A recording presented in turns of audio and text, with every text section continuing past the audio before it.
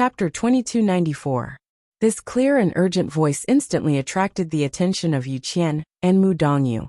The two of them turned their heads to look, and saw a petite figure heading straight for the ball of light. Shangguanyu. Mu Dongyu was shocked. Why is she here? Because she had lost control of a large part of the Tianlei here. And because she had been scolded by Yu Qian just now.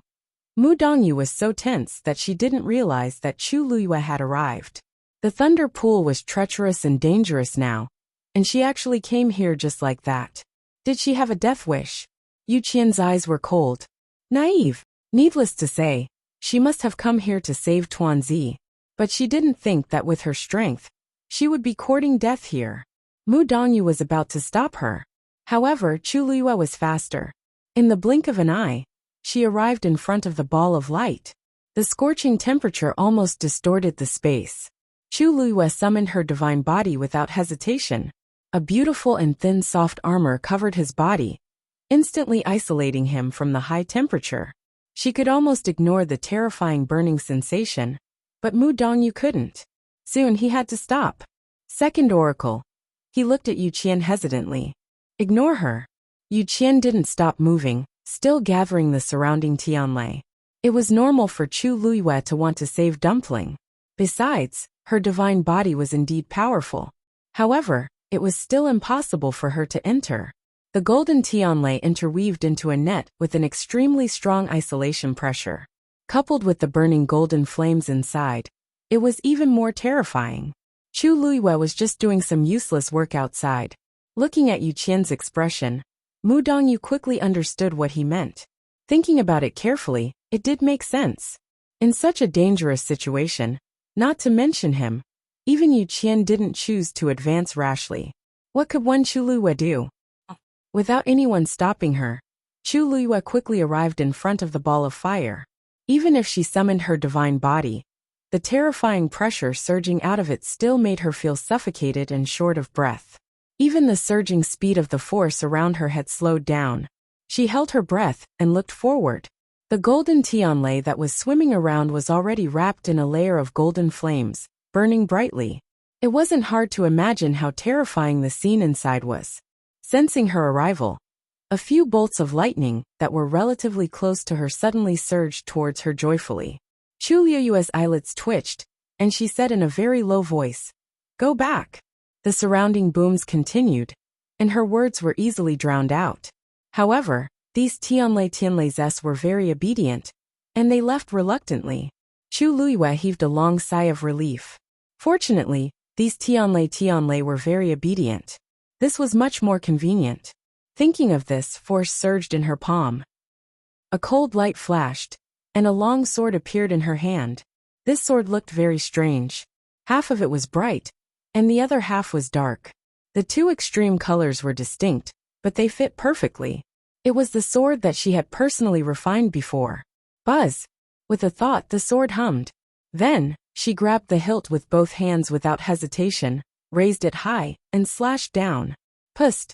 The moment the sword fell, space was quickly cut open.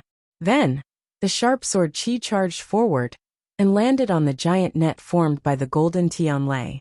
Boom! The two forces collided fiercely, and a loud bang was heard.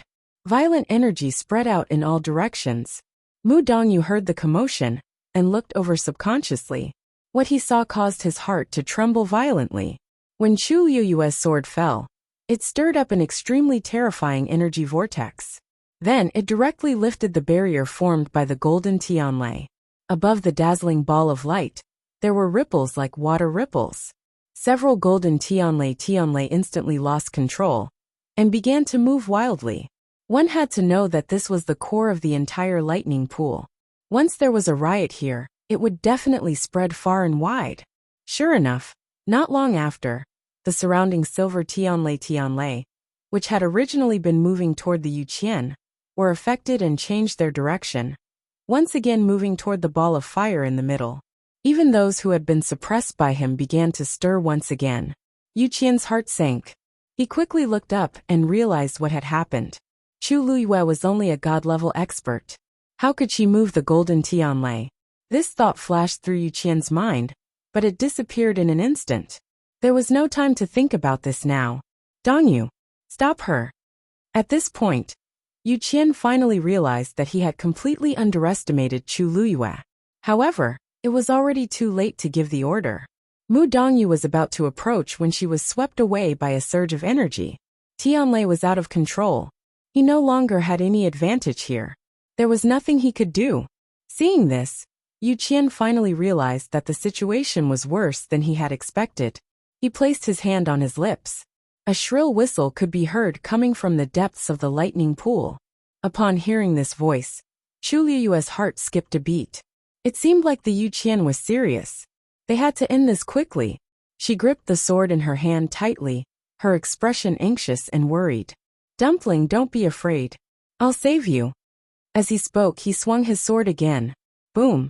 The golden Tianlei began to move at an even faster speed. The energy vortex drew in even more Tianlei, which eventually sank into the wildly burning red-gold flames. At this moment, Yigong's body had reached its limit because he had endured too much power. Countless bloody wounds had exploded on his body. He was dripping with blood and looked extremely terrifying. However, the aura on his body continued to rise. Dumpling held the ancestor's golden feather in her hand. Her small hand was already trembling slightly, but she did not stop moving. She had to open this vein. Grand Elder, Ayu has already helped you so much. You can't not appreciate it.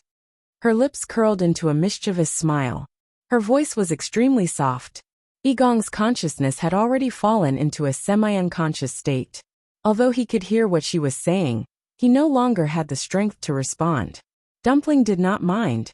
She firmly and persistently engraved the last bit. Finally, the seventh mark had completely appeared between Yigong's brows. Buzz! A majestic aura surged out of Yigong's body.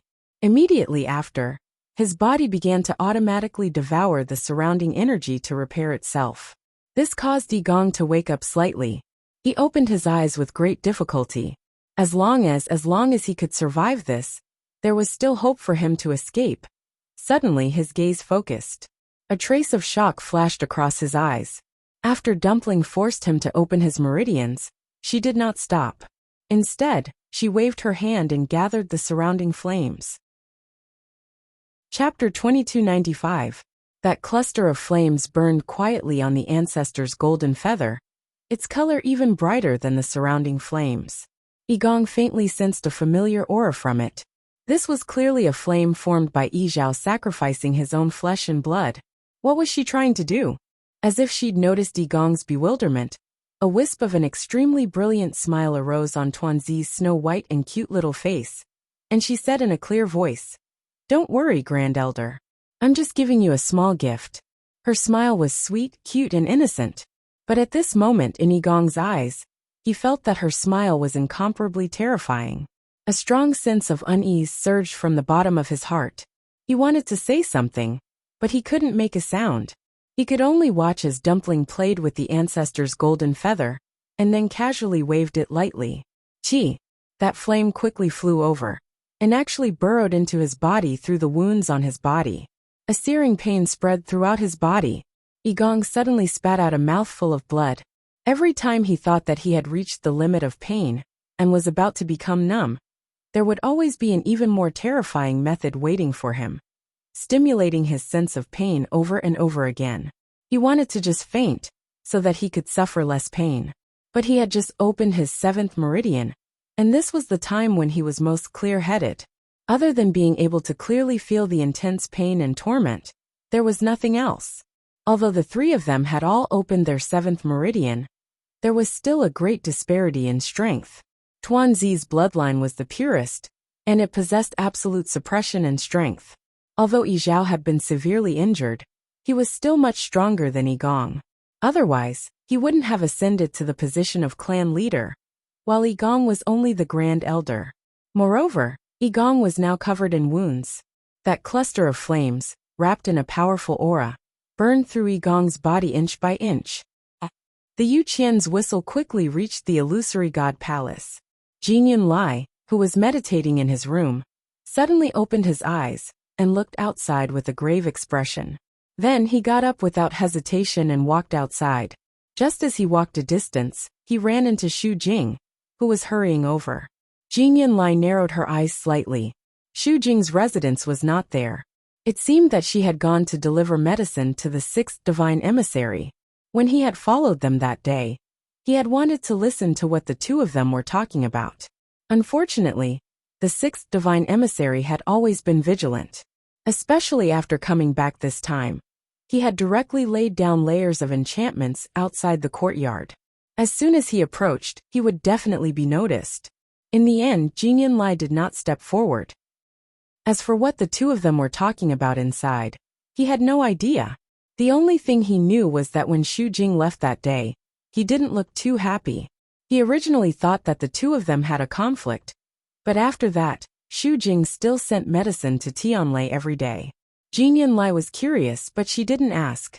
The divine envoys each had their own duties, and their relationship with each other was not close. He didn't have much contact with the sixth divine emissary in the past, so there was no reason for him to inquire about him now. At this moment, Xu Jing also saw him. Panic flashed across her face for a moment, but it disappeared in a flash. If Jing Yunlai didn't know her well, it would be difficult for him to catch the change in her emotions. Jing Yunlai walked forward and asked, "Do you know what happened at the Thunder Reservoir?" Xu Jing heaved a sigh of relief and shook her head. "I don't know. I only came here because I heard about the second divine emissary." Jing Yunlai slowly clenched her hands behind her back. In fact, the fourth divine emissary had already sent a warning shot. At that time he wanted to go over. However, when he saw that the second divine emissary had directly taken action, he stopped thinking about it. He originally thought that if the second divine emissary personally took action, everything would be smoothly resolved. Who knew that not long after, the second divine emissary's order came? Something big must have happened at the Thunder Reservoir. However, according to Xu Jing's words, she didn't notice the fourth divine emissary's warning? What was she busy with at that time? As if Jing Yunlai's gaze made him feel weak, Xu Jing's brows furrowed. If the second divine emissary is like this, there must be a lot of trouble. Let's go over as soon as possible. Jing Yunlai softly nodded. In a flash, he headed towards the pool of lightning. Xu Jing exhaled slowly. She turned around and looked at him with a complicated expression. Then she immediately followed him. "Second brother, did you hear the whistle just now?" Little Hachi was fiddling with herbs in the courtyard. When she heard the sound, she stopped what she was doing and looked back. Hua Shuangshuang narrowed her eyes. "That's the direction of the Thunder Reservoir. It seems that four divine emissary hasn't returned yet." Little Hachi got up and ran over excitedly. "Second brother, should we go and take a look?" "You're not allowed to go." "Don't go." Two voices sounded at the same time. Little Hachi turned around. "Big brother? Lord Yanqing?" These two people actually came out of the room at the same time. Moreover, they didn't let her go? She pursed her lips and muttered softly. "I just said that I wanted to go and take a look. If you don't want to go, then don't go. Why are you so fierce?" These two people were even fierce to her. Cindy looked at Yanqing. Their gazes met. After a moment, Cindy walked outside. "I'll go and take a look." Little Hachi's eyes widened in shock. Hua Shuangshuang also looked over in surprise. "Big brother, you want to go personally?" Ever since he came to the illusory god palace, he hadn't stepped out of the door even once. Now he wanted to go to the Thunder Reservoir. Cindy nodded. His long and narrow eyes were as deep as the sea. Digression 6 p.m. Chapter 2296. Chang Wanzhou also walked out. "I'll go too." Cindy shook his head. "No need.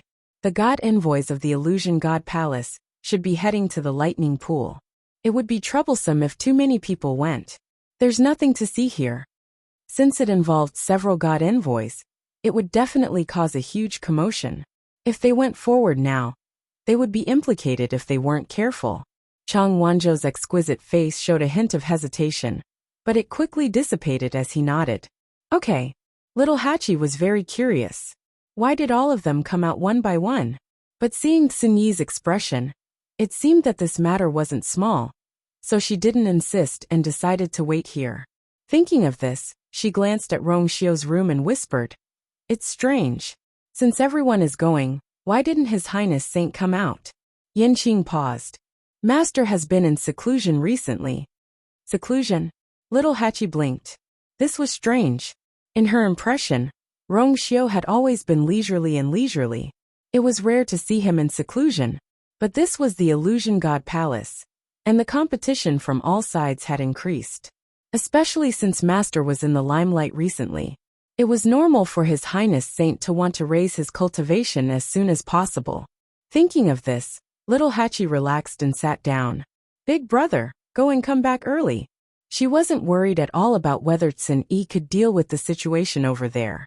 Tsin Yi nodded lightly and left. Lightning pool. The people standing on the shore fell into a long and torturous wait. At this time, every minute and every second seemed to be elongated. What was that sound just now? Is the second god envoy summoning the other god envoys? What the hell is going on? Why would there be such a huge commotion? If even the second god envoy can't deal with it, I'm afraid. There were different opinions. Many people felt a little worried. In the Illusion God Palace, the god envoys had noble statuses and were a symbol of strength. This was especially true for the second oracle. In recent years, the first messenger rarely showed himself. Most of the important matters were left to the second messenger. This time, he had personally made an appearance, yet it was still not enough? Aren't you curious? For such a terrifying flame to suddenly surge out from the lightning pool. It was clearly suppressing the crimson gold heavenly phoenix, right? Besides, to be able to cause such a big commotion, it's definitely not an ordinary crimson gold celestial phoenix. But isn't the Crimson Gold Sky Phoenix clan a sinful clan of the Illusion God Palace? They haven't appeared for tens of thousands of years, right? Why would it suddenly erupt at this time? Who knows? However, if this conjecture was true, then I was even more curious. Who exactly was being suppressed down there? Oh right. Do you remember the rumor that Shang Guanyu had two contracted mythological beasts? One of them was the young master of the Crimson Gold Sky Phoenix clan. I saw her rushing in just now. Could it be related to her?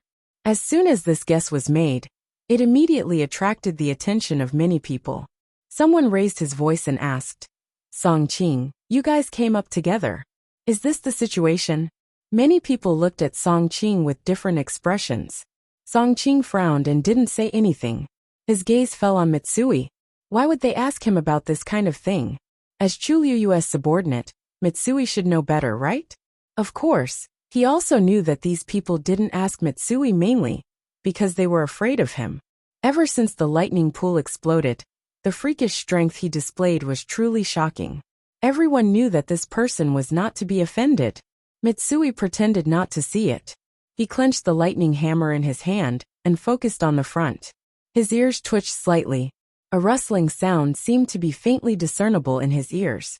As time passed, the sound became clearer and clearer. Dong dong, dong dong. This was the sound of the Tianlei that was locked in the endless reef under the lightning pool. It was constantly attacking and trying to break out. At this time, the blazing flames that filled the sky were flowing at a much slower speed than before. However, the pressure from it didn't weaken at all. I wonder what's going on down there. Mitsui held his breath. Swoosh, swoosh. Two figures arrived one after another. Everyone looked up. They were Jinyan Lai and Xu Jing. The divine envoys usually had their own things to do. Jinyan Lai and Xu Jing were in charge of the Star Path and Herb Mountain respectively. So they had the most freedom in terms of time, and naturally came the fastest.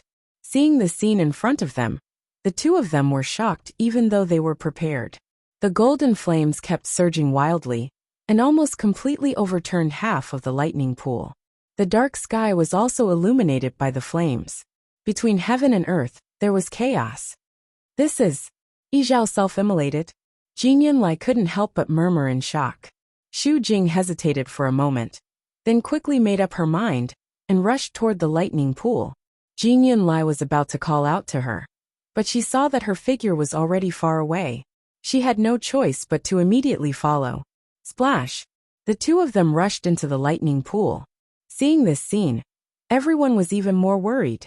For so many years, the Illusion God Palace has never had such a big trouble. It actually alarmed several divine envoys at the same time. Let's retreat a little more. The fire is almost burning to the shore. I wonder what's going on down there. Mitsui was a little restless. However, just as he was about to move, a familiar fluctuation came from behind him. He subconsciously turned around and looked with a face full of surprise. Big brother. Xin Yi's arrival didn't attract too much attention. After all, at this time, everyone's attention was on the divine envoys and the lightning pool. Xin Yi's gaze swept past him and finally landed on the letter at his waist. Watch it. He raised his chin and said calmly. Mitsui lowered his head and saw that the words in the letter had unknowingly become thicker and clearer than before, as if they would burst out at any time. His heart thumped rapidly, and his large, rough hand brushed over it. Only then did the faint fluctuation calm down, and the words on it returned to their original state. Thank you, big brother. As Mitsui spoke, he saw Tsuni step forward and hurriedly asked, Big brother, are you going to the lightning pool too? I'll go with you. Tsuni glanced at him. You can just stay here. Mitsui scratched his head regretfully. Oh, all right. I'll wait here for master and big brother to return. Tsuni grunted, and his figure flashed, quickly disappearing into the lightning pool. The lightning pool had already fallen into complete chaos. Before Jinyan Lai and Xu Jing completely arrived, they were already restrained by the crazily surging Tianlei around them, and their speed clearly slowed down. Yu Qian raised his eyes and glanced over. Then he raised his wrist. The seal instantly stirred up a wave, scattering the Tianlei. Only then were the two of them able to escape. Almost at the same time, a figure arrived behind the two of them. Taking advantage of Yu Qian's strength, he successfully avoided the entanglement of the Tianlei. Yu Qian frowned. This aura was extremely unfamiliar. Who was so presumptuous to come down at this time? He impatiently glanced at the person who came, and then his pupils constricted. Chapter 2297. This figure, this temperament, it was clearly very similar to. He opened his mouth and was about to call for someone. D. But before he could finish speaking, he saw the person's appearance clearly. Handsome features with an indifferent expression. But it was a completely unfamiliar face. The rest of Yu Qian's words were stuck in his throat. His eyes were like an eagle's as he stared at the person with incomparably sharp eyes. It was a young man who looked to be about 28 or 29 years old. He was dressed in a green robe and had a thin and tall figure. His long and narrow eyes were indifferent and calm. As if sensing his gaze, that person looked over. Their gazes met. In just a moment, the other party took the lead to look away and to the side. An extremely strange feeling suddenly surged in Yu Qian's heart. This person, second oracle. Jinyan Lai and Xu Jing arrived in front of Yu Qian and saw that his expression was a little strange. The two looked at each other, then turned back to look. Xu Jing was also shocked. This is.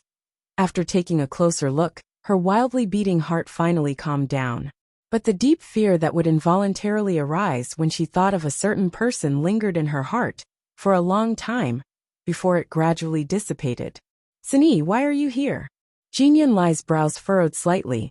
Just now, she and Xu Jing didn't notice that there was someone following behind them. Yu Qian and Xu Jing both looked at Jinyan Lai. Yin Lai, you know him? Yu Qian slowly asked in a deep voice. Jinyan Lai nodded.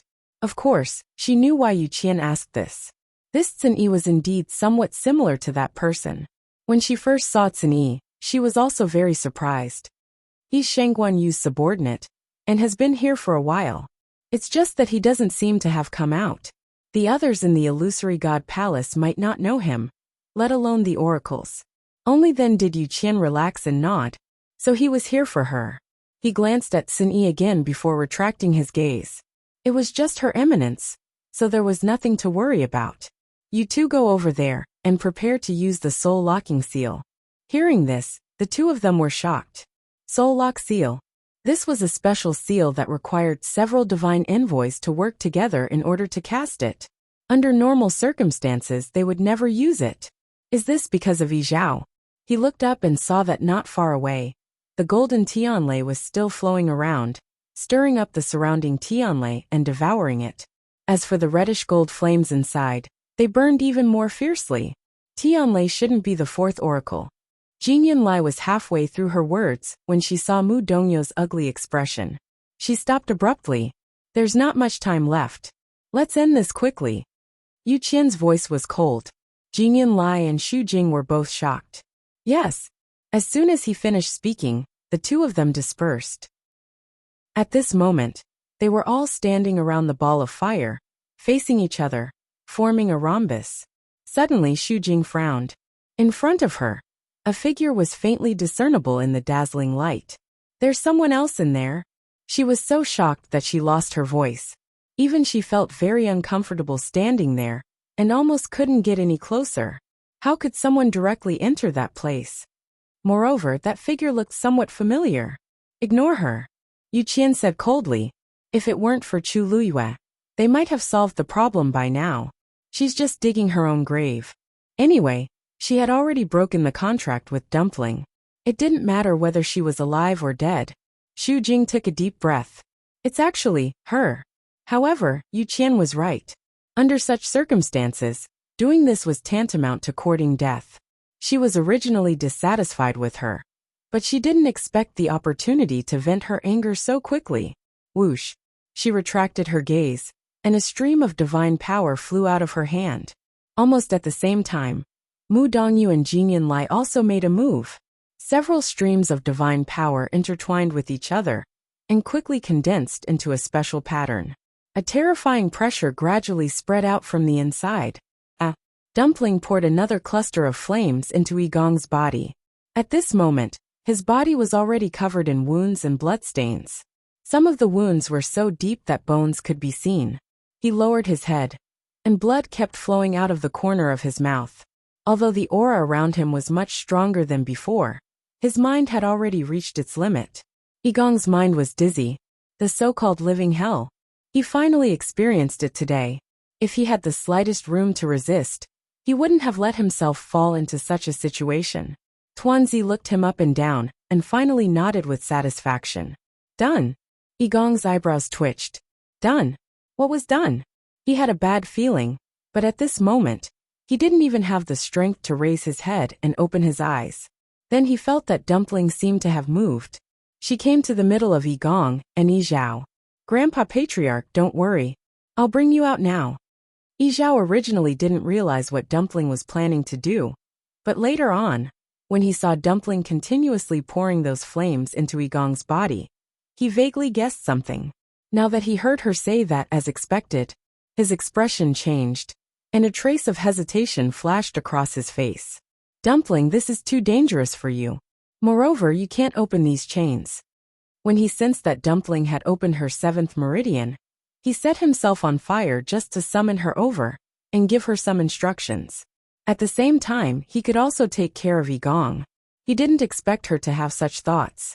Dumpling gritted her teeth and glared at the chains. These were exactly the same as the black chains that trapped her back then. At that time, she couldn't do anything about these things. But it didn't mean that she couldn't do anything now. She took a step forward and grabbed the black chains tightly. Then she shook it fiercely. Rumble! A loud sound suddenly came from the depths of the lightning pool. This time, it instantly set off a stormy sea. Chapter 2298. This power spread out instantly, causing Yu Qian and the others to almost lose their balance. The soul-locking seal that they were about to use also swayed, and could not be stabilized. Hearing the sound of the chains, Yu Qian's expression turned even darker. Were they planning to bring Yizhao out? TSK, they were just dreaming. The chains were extremely tough. Even though Dumpling had opened her 7th meridian, she could not break them. A beam of light surged out of his palm as he continued to condense the soul-locking seal. The chains shook violently. The black mist on them surged, but there were no signs of them breaking. Dumpling frowned deeply. This thing was really troublesome. Dumpling, don't waste your time. I have a few words to say to you. Yizhao was almost at his limit. His voice was extremely weak. Tuanzi's eyes suddenly turned red, and her grape-like big eyes were instantly filled with tears. Grandpa Clan Leader, I will definitely save you. She had finally opened her 7th meridian and came here. How could she miss such a rare opportunity? Yizhao's cracked lips curled up slightly. However, because his body was exhausted, it was very strenuous. Dark red blood seeped out of it. Dumpling, my clan's ancestor. Back then wasn't a traitor of the illusory god palace was. He opened his mouth with difficulty. Every time he spat out a word, it felt like something was scraping his throat. It was painful. Dumpling held back her tears, but her voice was choked with sobs. Grandpa clan leader Dumpling, don't listen. It's the same if you give it to me after you get out. As she spoke, a cluster of golden flames burned on her small hand. Bang! She struck the chains with her palm. There was a muffled sound. However, the chains still did not break. Not even a mark was left. Dumpling held her breath and struck again. Intense pain came from her hand, but it was not even a millionth of the anxiety in her heart. Why couldn't it open? Why couldn't it open? Chu Luyue stood outside the giant net of golden Tianlei. She could not see the situation inside through the brilliant light of the Tianlei and flames. However, she and Dumpling were telepathic and naturally knew what the situation was. Chu Luyue's brows were tightly knitted. She knew how difficult it was to deal with the black chains. Now Dumpling's strength alone was probably not enough. At this moment, a strange fluctuation suddenly came from the interspatial ring. Chu Luyue was dazed as she saw a purple light flash across her eyes. That piece of purple scale armor suddenly appeared. Her heart suddenly, she reached out to grab on it. This was something that belonged to Debeo. Once it was exposed, swoosh, without any hesitation, the purple scales charged towards the ball of fire. Chu Luyue's toes her heart instantly to her throat. However, in the next moment, the scene that happened in front of her caused her eyes to flash with a deep shock. That piece of purple scale armor actually pierced through the defensive barrier, formed by the golden heavenly lightning, and quickly sank into the reddish-gold flames. The Tianlei did not dodge in time, and was cut in half from the middle. After a short silence, the golden Tianlei exploded with a bang, and turned into countless streaks of light, scattering in all directions. Chu Luyue sucked in a cold breath. What was the origin of the scale armor left by Debeo? How could it be so sharp and terrifying? At the same time, Dumpling, who was in the center of the flames, also heard the sound. She stopped and looked back. A purple scale armor flashed in front of her eyes. The strong wind blew the golden bell on her head. The music was crisp. Then she heard a very subtle cutting sound. She looked in the direction of the sound. She saw that the black chain that was tightly wrapped around Yi Zhao was easily cut in half by the scale armor. Dumpling did not even think, and immediately waved the ancestor's golden feather in her hand. A flame flew out and grabbed Yi Zhao's wrist. Then, it quickly pulled him out of the flame. A strange scene appeared. The black chains that had been broken apart were quickly reconnecting with each other. Black fog surrounded them. Dumpling could clearly see that the broken chain was beginning to repair itself. She waved her wrist again. Yigong's body flew over uncontrollably. At the same time, a ball of flame suddenly burned on his body. It was the flame that belonged to Yi Zhao that Dumpling had collected previously. At this moment, the flame wrapped around him, causing his aura to be no different from Yi Zhao's. Whoosh! Sensing this aura, the black chain flew over quickly and wrapped around Yigong tightly. Dumpling calmed down and looked at Yi Zhao. Grandpa clan leader, let's go now. Yi Zhao came back to his senses. If he left like this, he would not be able to conceal his aura, and would be exposed sooner or later. He did not care about himself, but the key was that he could not implicate Dumpling. His expression was firm. Dumpling stepped back. Dumpling was stunned, but still obediently took a few steps back. Grandpa clan leader, you want to? Boom! Before she could finish, Yi Zhao's body suddenly burst into flames. Dumpling's eyes widened. Before she could say anything, she felt a fierce heat wave coming from the front. Her body flew back uncontrollably. An extremely dense flame wrapped around Yi Zhao's translucent soul, and quickly flew into the ancestor's golden feather in her hand. At the same time, Yigong's body was instantly engulfed and burned. Chu Luyue sensed that something was wrong. Just as she was about to move, she saw Dumpling's figure flying towards her. She hurriedly went forward and hugged Dumpling. The scorching heat wave tore through the cage formed by the golden Tianlei, and attacked in all directions. Seeing this, Chu Luiyue turned around without hesitation and protected Dumpling firmly. However, the expected burning pain did not come. A familiar voice sounded in front of her. Master. Chu Luiyue looked up.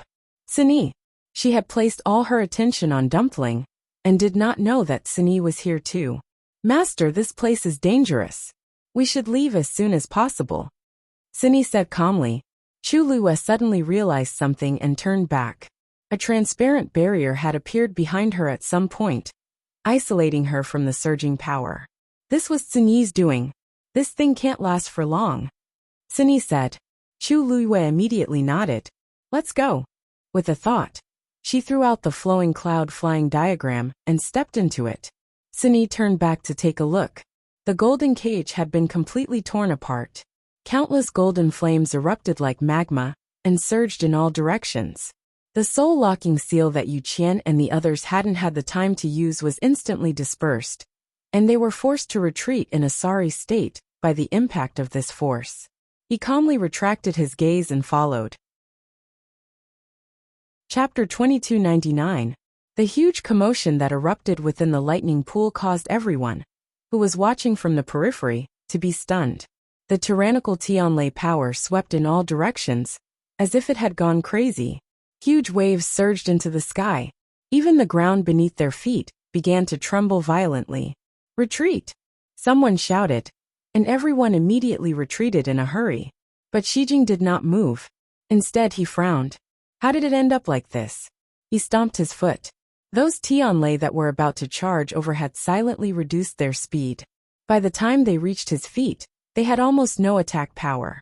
If someone was paying attention, they would definitely notice that something was wrong. But now, everyone's attention was focused in the distance. How could they care about Shijing? Moreover, the edge of the lightning pool was extremely long. His small spot was not conspicuous at all. Therefore, not a single person noticed the abnormality on Shijing's side. At this moment, a stream of light suddenly flashed in the sky above the lightning pool. Then two figures walked out, one in front and one behind. It was Chu Luiyue and Sini. Swoosh. Chu Luiyue put away the flowing cloud flying diagram and heaved a sigh of relief. Dumpling hugged her neck tightly. She was still holding the ancestor's golden feather in her hand. Chu Luiyue looked down. The huge lightning pool had completely fallen into chaos. Countless Tianlei were flowing in all directions. There were even several streaks of golden light mixed in.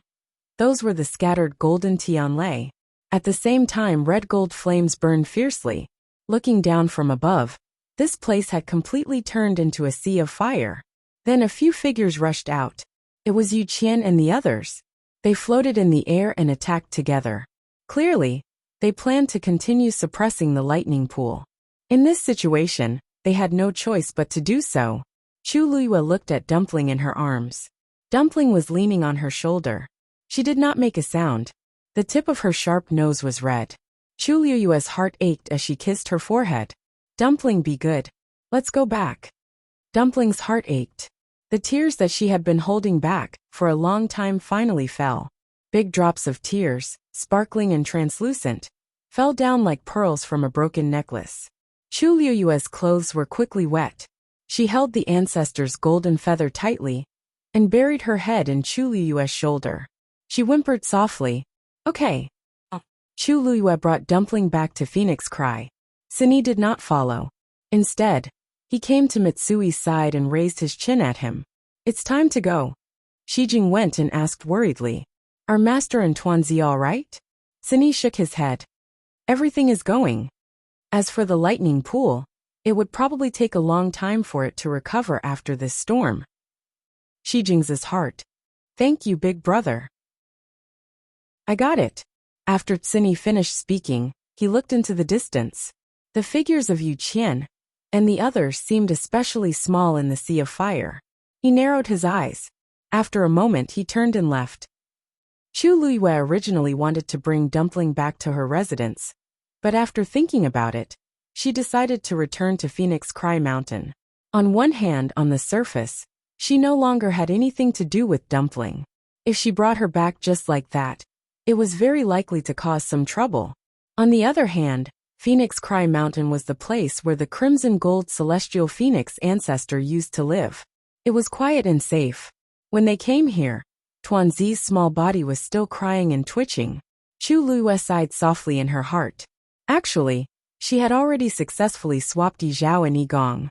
She only needed to escape. But Yi Zhao still chose to do so. There was only one reason. He wanted to completely ensure Dumpling's safety. Even though their auras had been swapped, there were still all kinds of hidden dangers. Yi Zhao destroyed his own body and hid in the ancestor's golden feather. He also took the opportunity to destroy Yi Gong's body, causing his soul to be trapped in the depths of the lightning pool forever. This way, even if anyone had suspicions and investigated, they wouldn't be able to find anything, because Yi Gong had already opened his 7th meridian, and he was using Yi Zhao's aura and power. These were enough to completely cover Yi Gong's bloodline aura. Moreover, after suffering such a terrifying impact, Yi Gong was almost dead. This secret would be buried forever. Chu Luiyue didn't say anything. She only hugged Dumpling and patted her back gently. Dumpling liked to cry often, but she rarely saw her like this. She didn't say a word and only kept crying. She must be extremely sad to be like this. Chu Luiyue's heart also felt like it was being kneaded into a ball by something. It was extremely uncomfortable and stifling. A gentle breeze blew. It was quiet all around. Even the scorching hot aura on Fengming Mountain had become much gentler. After an unknown period of time, Dumpling's tears finally stopped. She raised her head and looked at Chu Luiyue. Her eyes were red and swollen from crying. Sparkling tears still hung on her thick and long eyelashes. "You?" She spoke with a hoarse voice. "Isn't Dumpling too useless?" Chu Luiyue was stunned. "Why do you ask?" Dumpling was silent for a long time before continuing. "If I'm powerful enough, I won't. What happened today wouldn't have happened." Chu Luiyue shook her head and gently wiped away the tears at the corner of her eyes. "Dumpling, you've already done very well. To be able to open the 7th meridian in such a short period of time. Dumpling was probably the only one in the Crimson Gold Sky Phoenix clan who could do it. Although Yi Zhao's body was damaged, he still managed to escape successfully and save his life. This was already the best result so far. In the future, if there was a chance in the future, it might not be impossible to help Yi Zhao reconstruct his body." Dumpling nodded and whispered into Chu Luiyue's ear. "Grandpa clan leader is asleep." Chu Luiyue was startled at first, but then he understood. It must be because Yi Zhao was too crazy previously that he fell into a coma. However, if he stayed in the ancestor's golden feather for a period of time, he might be much better. After Dumpling finished crying, her emotions finally calmed down. Since things had already come to this, she could only choose to accept it. When she continued to open her meridians in the future, she would be able to save Grandpa clan leader. Right. Dumpling suddenly remembered something. She frowned and looked at Chu Luiyue. Grandpa clan leader mentioned Ancestor before. He said that Ancestor didn't betray the palace of the illusory god back then. Chu Luiyue's heart skipped a beat. And then that's it. Dumpling shook her head. Grandpa clan leader didn't have time to finish. At that time, she was focused on saving him and didn't listen carefully. Now that she thought about it, she realized that this should be an extremely important matter. After all, it was related to Ancestor. Chu Luiyue frowned slightly. There was indeed something fishy about what happened back then. If Yi Ling didn't choose to betray back then, why would there be so many rumors later? She looked up at the palace of the illusory god not far away. Who was the current master of the palace of the illusory god? Chapter 2300. Yu Qian and the rest of the divine envoys worked together to quell the lightning pool's riot. It took them 3 days and 3 nights to calm everything down. The huge soul lock seal floated quietly, sealing the entire lightning pool. Countless Tianlei swam under it. From afar, it looked like a thick layer of ice had frozen on the surface of the sea, suppressing everything.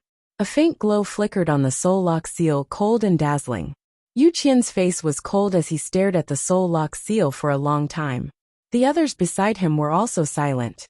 The air seemed to have frozen.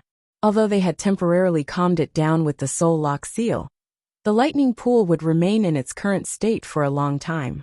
This was something that had never happened in the past 10,000 years. Even when Yi Zhao was imprisoned here, there hadn't been such a big commotion. After a long time, Yu Qian looked at Mu Dongyu and asked in a deep voice, "Now, how much control do you have over the Tianlei power in the lightning pool?" Mu Dongyu hesitated for a moment and said, "Half." This was already improving. When he was at his breaking point, he almost lost control of the entire lightning pool. It wasn't until the soul lock seal suppressed it that he gradually regained control of the Tianlei. However, this didn't make Mu Dongyu's mood better. He was the fourth divine envoy. From the day he ascended to this position, he was responsible for guarding the lightning pool. It had been 10,000 years. However, when the lightning pool rebelled, he couldn't help at all. He was even trapped inside and almost lost his life. No one would believe this if word got out. As expected, Yu Qian's face turned colder. "All these years, is this how you guard the lightning pool?" Mu Dongyu's heart skipped a beat. He immediately bowed his head and admitted his guilt. "Dongyu has failed in his duty. Please punish me, second divine envoy. You didn't fail in your duty. You were incompetent." Yu Qian sneered and said mercilessly. Mu Dongyu choked and his face turned pale. But he couldn't think of any rebuttal. He couldn't refute this point. He had to admit it even if he didn't want to. Jing Yinlai suddenly said, "Second divine envoy." The main reason for the lightning pool's sudden outburst was Yi Zhao.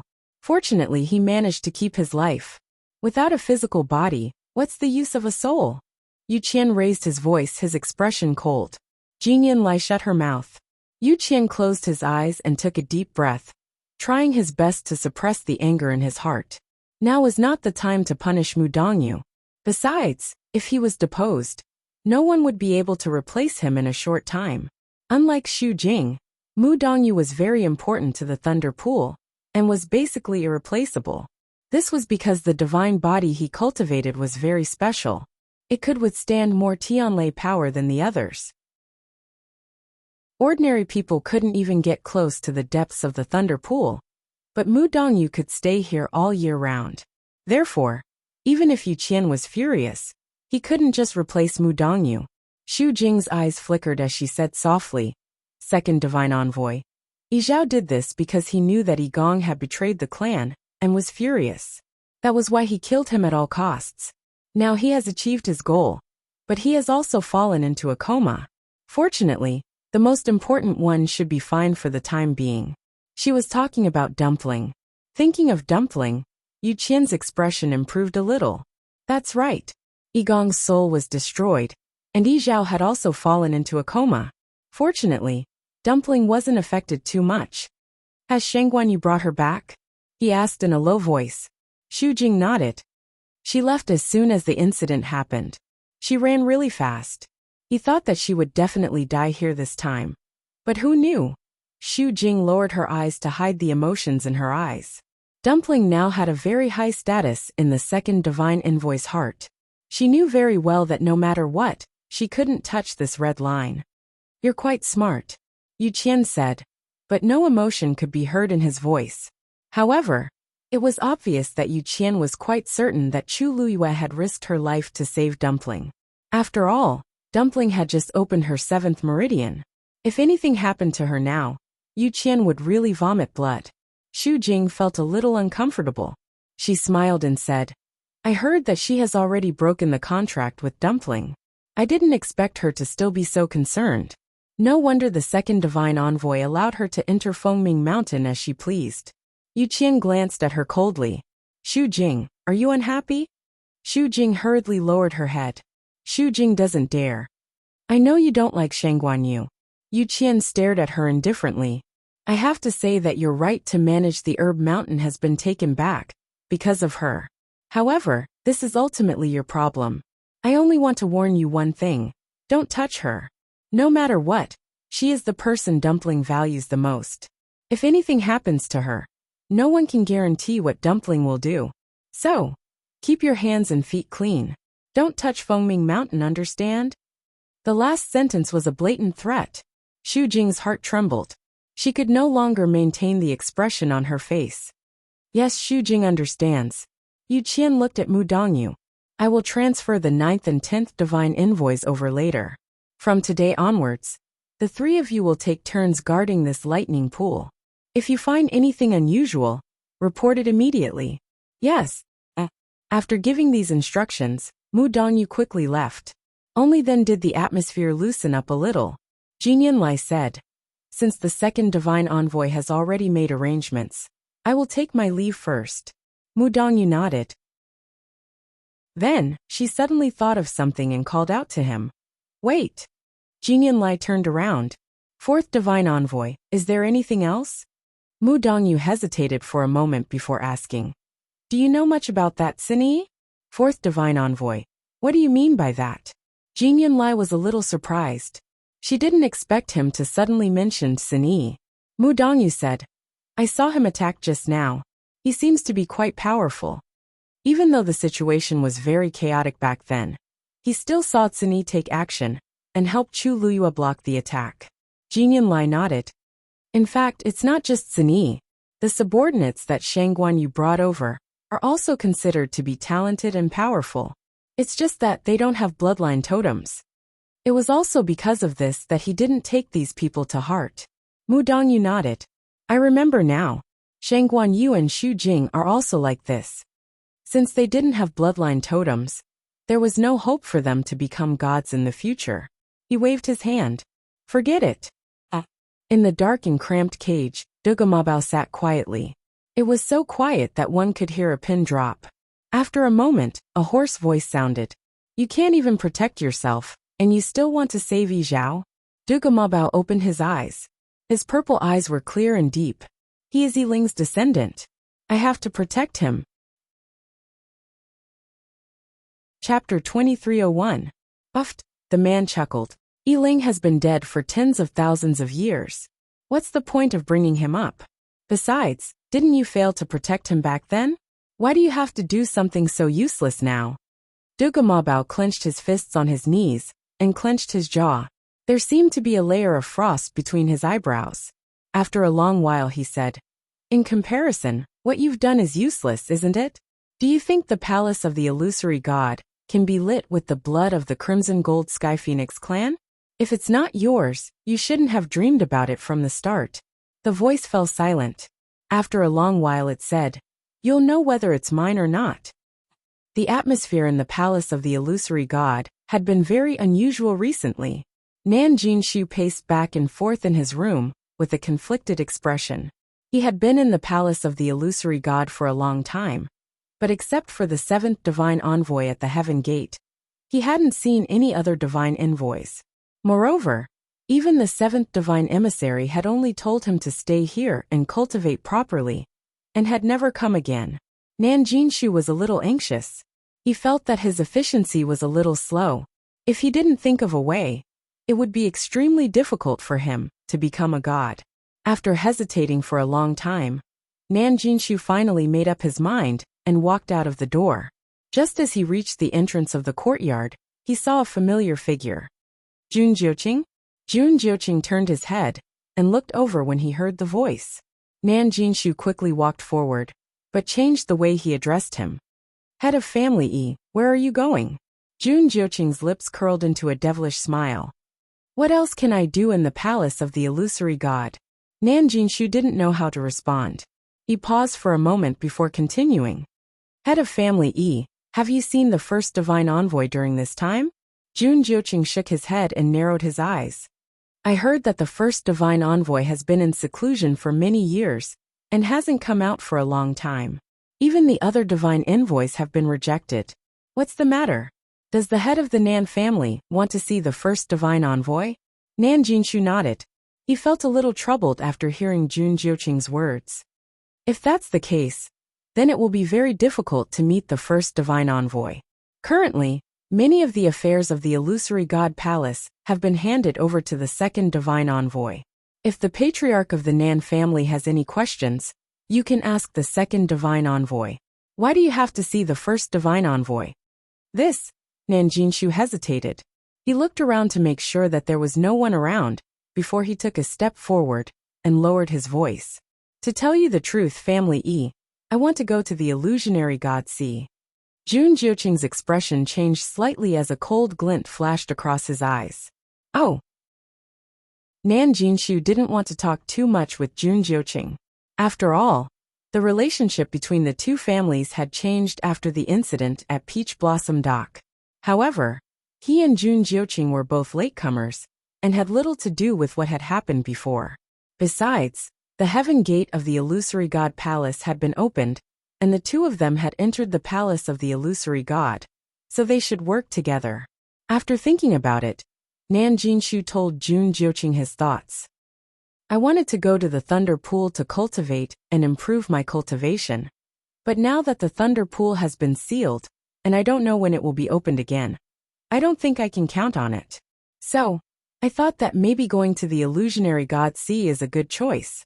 However, the illusionary god sea has always been under the control of the first divine envoy. If I want to go there, I have to get the first divine envoy's permission, so Jun Jiuqing raised his eyebrows and said with a faint smile, Family E, don't be afraid. The illusionary god sea is not an ordinary place. It's unimaginably dangerous. Are you sure you want to go? Nan Jinshu also smiled with a meaningful look on his face. That's right. The illusionary god sea is extremely dangerous for ordinary people. But it's different for you and me. Family E, I don't think I need to remind you of some things, right? If he wasn't prepared, he wouldn't have thought about it. Jun Jiuqing nodded.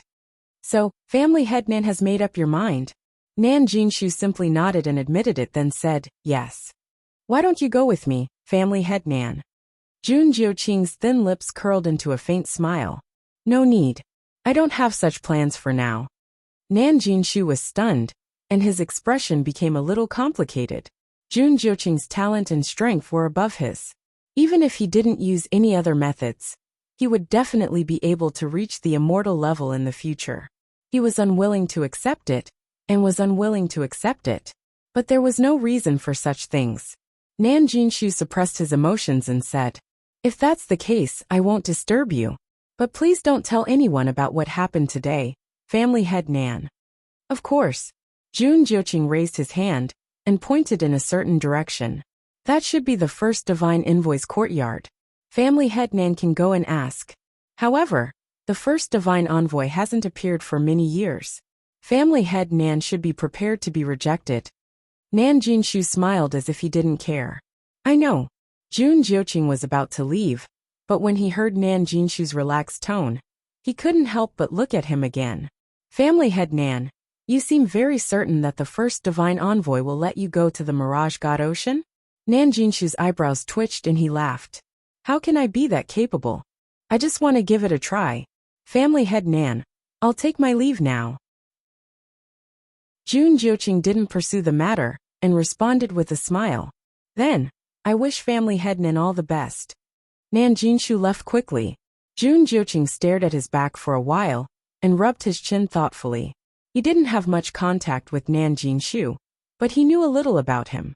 Nan Jinshu's talent was limited, and he wasn't capable enough. If it weren't for the fact that most of the capable people in the Nan family were dead, he wouldn't have been able to become the family head. If he had to talk about his strength, it was just that he was more quick-witted than the average person, and could see the right opportunity. This was also an important reason why he was able to become the family head. Nan Jinshu was usually cautious and wouldn't take action if he wasn't confident enough. This time, however, it was a little unusual.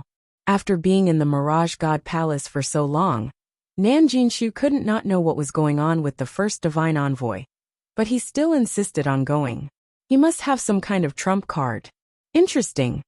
Jun Jiuqing murmured to himself. In the end, he chose to follow them silently.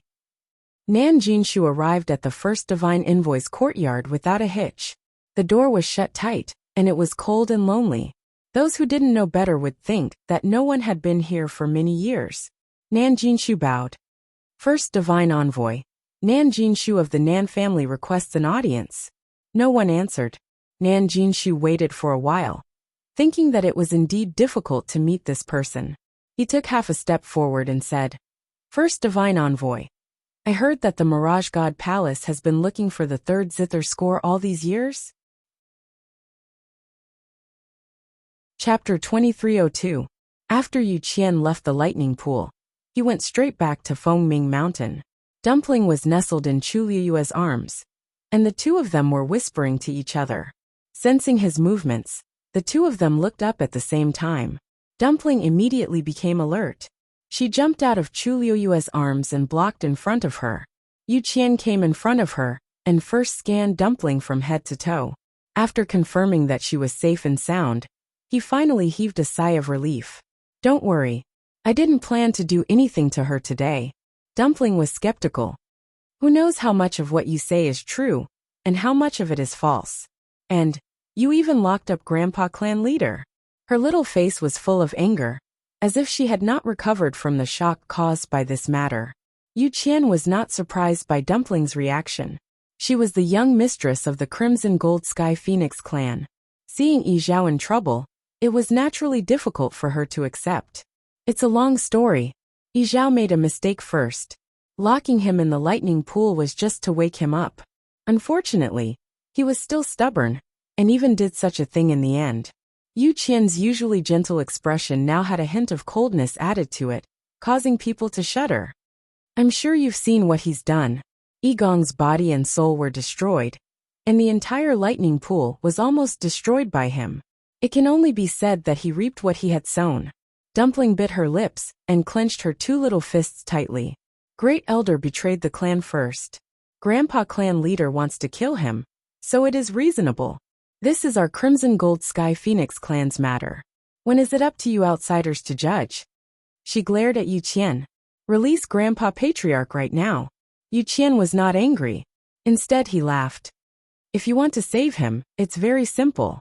In the future, as long as you stay here and cultivate properly, I guarantee that his life will not be in danger. When you open your 9th meridian, I will release him." Dumpling was shocked. Chu Liyue also frowned subconsciously. 9th meridian? In the entire Crimson Gold Sky Phoenix clan, only their ancestor, Yi Ling, had managed to do so. Yu Qian actually had such high expectations for Dumpling. Furthermore, what was his purpose for doing this? To be honest, even Yi Zhao might not urge Dumpling to open her meridians, nor would he place this heavy burden on her shoulders. However, Yu Qian, what was he so anxious about? "How long do we have to wait? I think you are just trying to fool me." Dumpling gritted her teeth. "How am I fooling you? Don't forget, you have the purest bloodline. Now that you have successfully opened your 7th meridian, before reaching adulthood, you will definitely be able to open your 9th meridian in the future.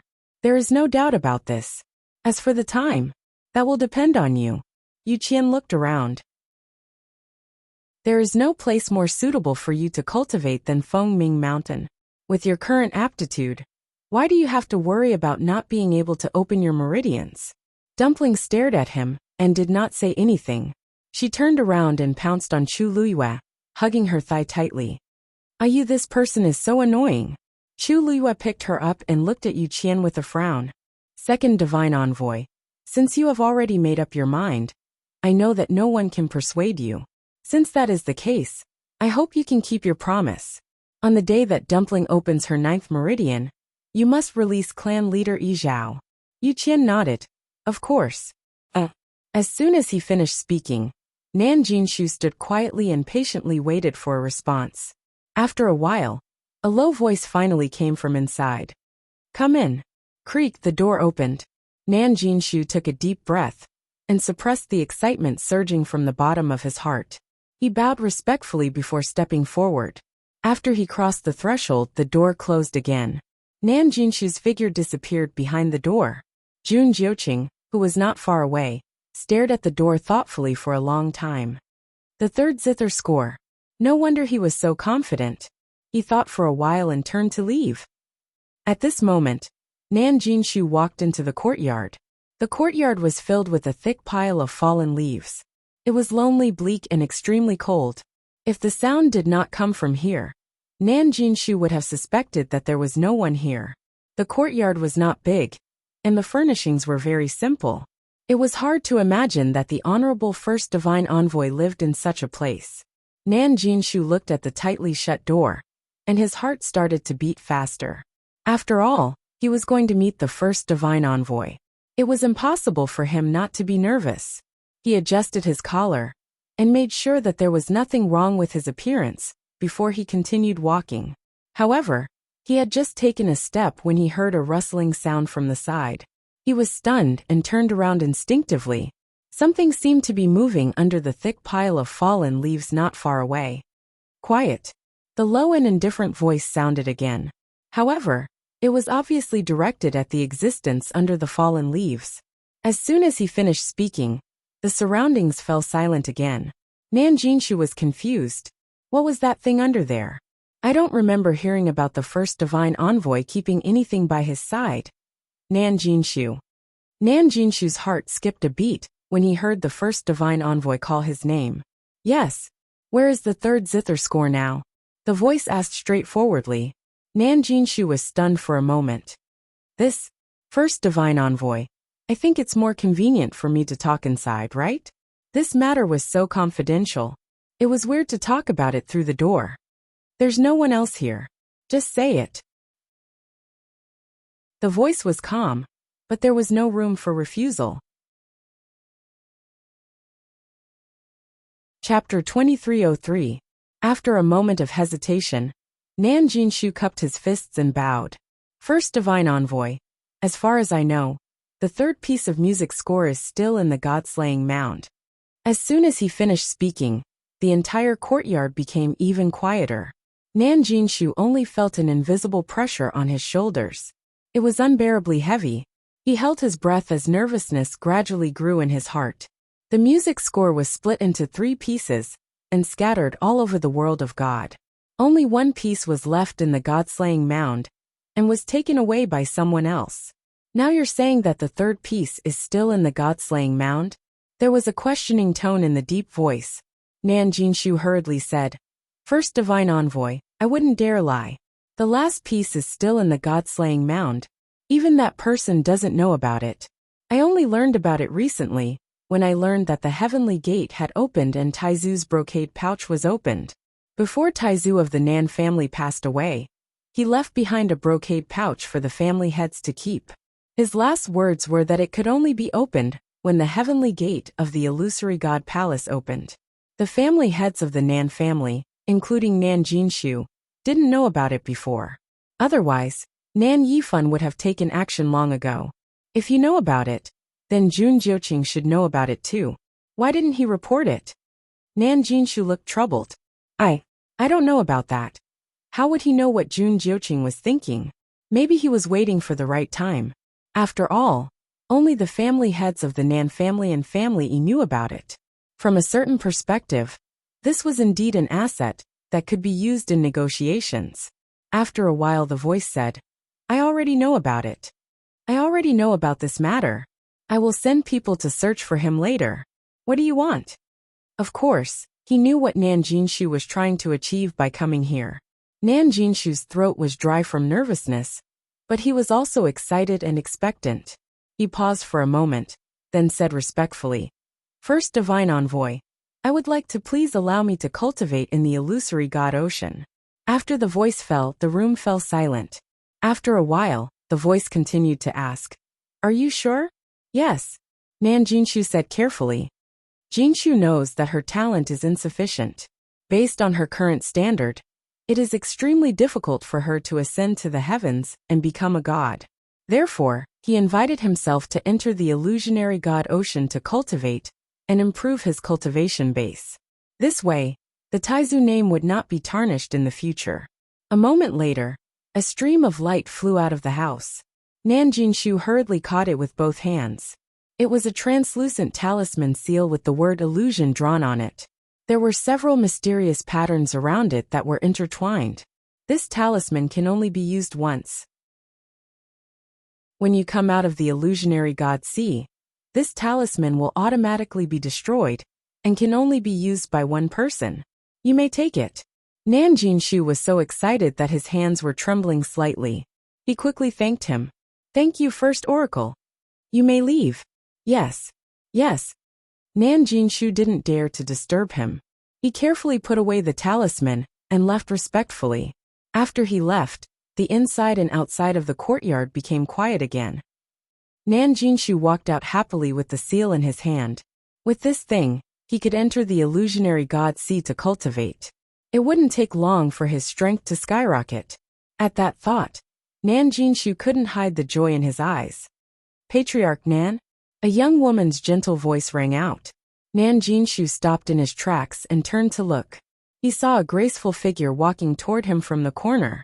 She was gentle and beautiful, with long hair that reached her ankles. You are?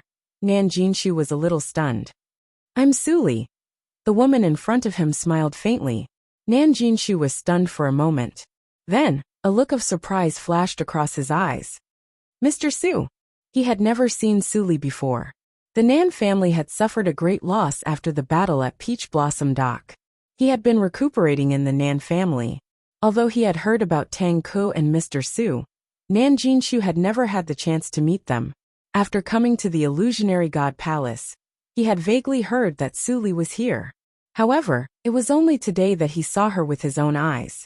Nan Jinshu paused for a moment and bowed. Oh, it's Mr. Su. My apologies. He had a special status in the illusionary god palace. His status was even higher than that of Chu Luiyue and the others. However, Suli was an artifact sage. Naturally, she was different. Therefore, Nan Jinshu was rather polite to Suli. Suli glanced at him and asked with a smile, "What are you talking about?" Patriarch Nan, what good news did you have? Why are you so happy? Actually, she had just happened to pass by. She already knew that Nan Jinshu was in the illusionary god palace. She wanted to leave immediately, but Nan Jinshu's expression was a little strange. She looked up slightly and glanced behind Nan Jinshu. Patriarch Nan, did you come from the first divine envoy side? Nan Jinshu didn't try to avoid the topic. He chuckled and nodded his head elegantly.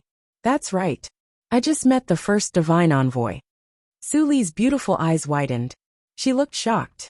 Really, hasn't the first divine envoy been in seclusion for many years? She heard that the other divine envoys had tried to meet the first divine envoy several times, but they were all rejected at the door. But why did Nan Jinshu? Nan Jinshu was rather pleased with Suli's reaction. Suli Mr. Su was a powerful figure.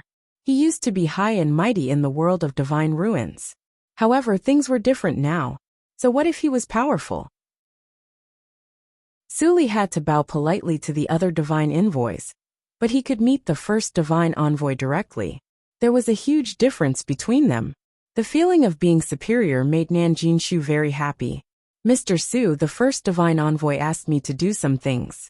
I won't stay any longer. Suli was puzzled. What kind of things could the first divine envoy ask Nan Jinshu to do? In terms of status, the divine envoys in the illusionary god palace were at his disposal. In terms of strength, Nan Jinshu wasn't too outstanding. Why did the first divine envoy choose him? Moreover, Nan Jinshu's treatment was different from theirs from the start. He was directly sent to the illusionary god palace.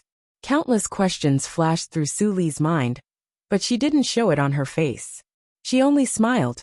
Since it's the first divine envoy's order, I naturally can't delay it. Patriarch Nan, please. Nan Jinshu nodded and turned to leave. Suli was taken aback. Patriarch Nan, that's the direction out of the illusionary god palace. Nan Jinshu stopped in his tracks and turned back with a smile. I'm going out of the illusionary god palace. To be honest, I'm going to the illusionary god ocean. There were very few people in the illusionary god palace who were qualified to do so. Nan Jinshu was pleased with himself, so he just said it directly. There was nothing to hide anyway. Everyone would know when he returned from the illusionary god ocean. Suli frowned. The illusionary god ocean. Chapter 2304. Illusionary god ocean? Chu Luiyue looked up in surprise. Nan Jinshu said it himself. Suli nodded. That's right. He looks very happy. The excitement and pride on his face are not concealed at all. This place.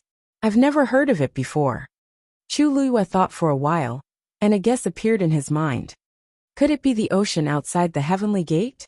That's right. I followed him out of the illusionary god palace, and saw him go straight to the heavenly gate. Other than that, where else can there be an ocean in the illusionary god palace? Chu Luiyue's eyebrows twitched, and he immediately stood up. Suli was shocked. Little Yuer, what's wrong? Chu Luyue took a deep breath and paced around the room. He felt a little puzzled. Nothing, I just feel that this matter is a little strange. The illusionary god ocean is very dangerous. We saw it with our own eyes when we came here. Nanjinshu is just a supreme god. How could he have the guts to go there? Suli heard and said. He said that the first divine envoy told him something. But I also feel that it's a little strange. No one has seen the first divine envoy all these years. I heard that even the 8th and 7th divine envoys were rejected. What was it that he had to do? And I saw that he was very happy. It didn't look like he was taking a risk, but more like he was going to receive a reward. In any case, it must be a good thing for him. First divine envoy, Chu Luyue muttered. The divine envoys of the illusionary god palace were all very respected. The first divine envoy was the most respected. It could be seen from the other divine envoy's respectful attitude towards him. But the first divine envoy didn't come out when the lightning pool caused such a big commotion. Now he suddenly sent Nanjinshu to the illusionary god ocean. It's really strange. Chu Luyue said and looked at Suli. He's already out of the heavenly gate? Suli nodded. When she heard Nanjinshu's words, she also felt that something was wrong and simply followed him out of the illusionary god palace. She was worried that Nanjinshu would be suspicious, so she didn't follow her. After walking for a while, she turned back to Chu Luyue. However, she was certain that Nanjinshu had indeed gone to the Elysium. Looking at the time, he must have already left. Chu Luyue pondered for a moment then said, I'll go out and take a look too. What? Suli widened her beautiful eyes in surprise. How can that be? Leaving the heavenly gates was already difficult enough, let alone going to the illusionary god sea? Little Yuer, you don't have the slightest bit of understanding towards the illusory god sea. Isn't it too risky for you to go there directly? Suli disagreed. Chu Luyue had already made up his mind. This is a rare opportunity. Suli's lips moved. Looking at her determined expression, it was obvious that she could not be persuaded. What's in the illusionary god sea that's worthy of you acting like this? Chu Luyue paused. It's very likely that Senior Diwu is trapped there. Suli was shocked. Upon hearing this, she finally understood why Chu Luyue insisted on going no matter what. But, don't worry, Mr. Su. I plan to go there openly and investigate first. It won't be too late to take action after I've figured out the situation. After all, the illusionary god sea was just outside the Elysium. There would not be any danger if they just went to take a look at the Silver Bridge. Although Chu Luyue also wanted to bring Diwu Zhangzi back immediately, she would not do anything that she was not confident of. If she took the risk now, not only would she not be able to save him, but she might even lose her life. She was very clear about this. Suli was finally relieved. I'll go with you. Chu Luyue shook her head. No need. I'll go with Hong Yu. The fewer people involved in this matter, the better. Suli could only agree. Be careful. Mu Hongyu was cultivating in her room. Ever since she retrieved the Mahayana cultivation method from the Precious Treasure Pavilion, she hadn't left her room. Hongyu. Upon hearing Chu Luyue's voice, Mu Hongyu snapped out of her daze and got up to open the door. Luyu, what's the matter? Chu Luyue raised her chin. Follow me out of the Elysium and to the illusionary god sea. Mu Hongyu was stunned. Now. Chu Luyue briefly explained the matter. It's a rare opportunity. Maybe we can gain something. Mu Hongyu hurriedly said. Then let's not wait. Let's go quickly. After taking 2 steps, she suddenly stopped. Wait, Lu Yu, how are we going to get out now? Wasn't the Elysium heavily guarded? Chu Luyue waved her hand carelessly. When we reach the Elysium, let Jinyan Lai open the door. Mu Hongyu. She glanced at Chu Luyue faintly. Lu Yu, how can you be sure that he'll agree? Previously, he could say that he had gone to the weapon refining saint. What about this time? Chu Luyue's lips curled up slightly. I have my ways. The two of them walked straight and arrived at the Elysium. However, when they arrived, they were surprised to find that many people had already gathered here.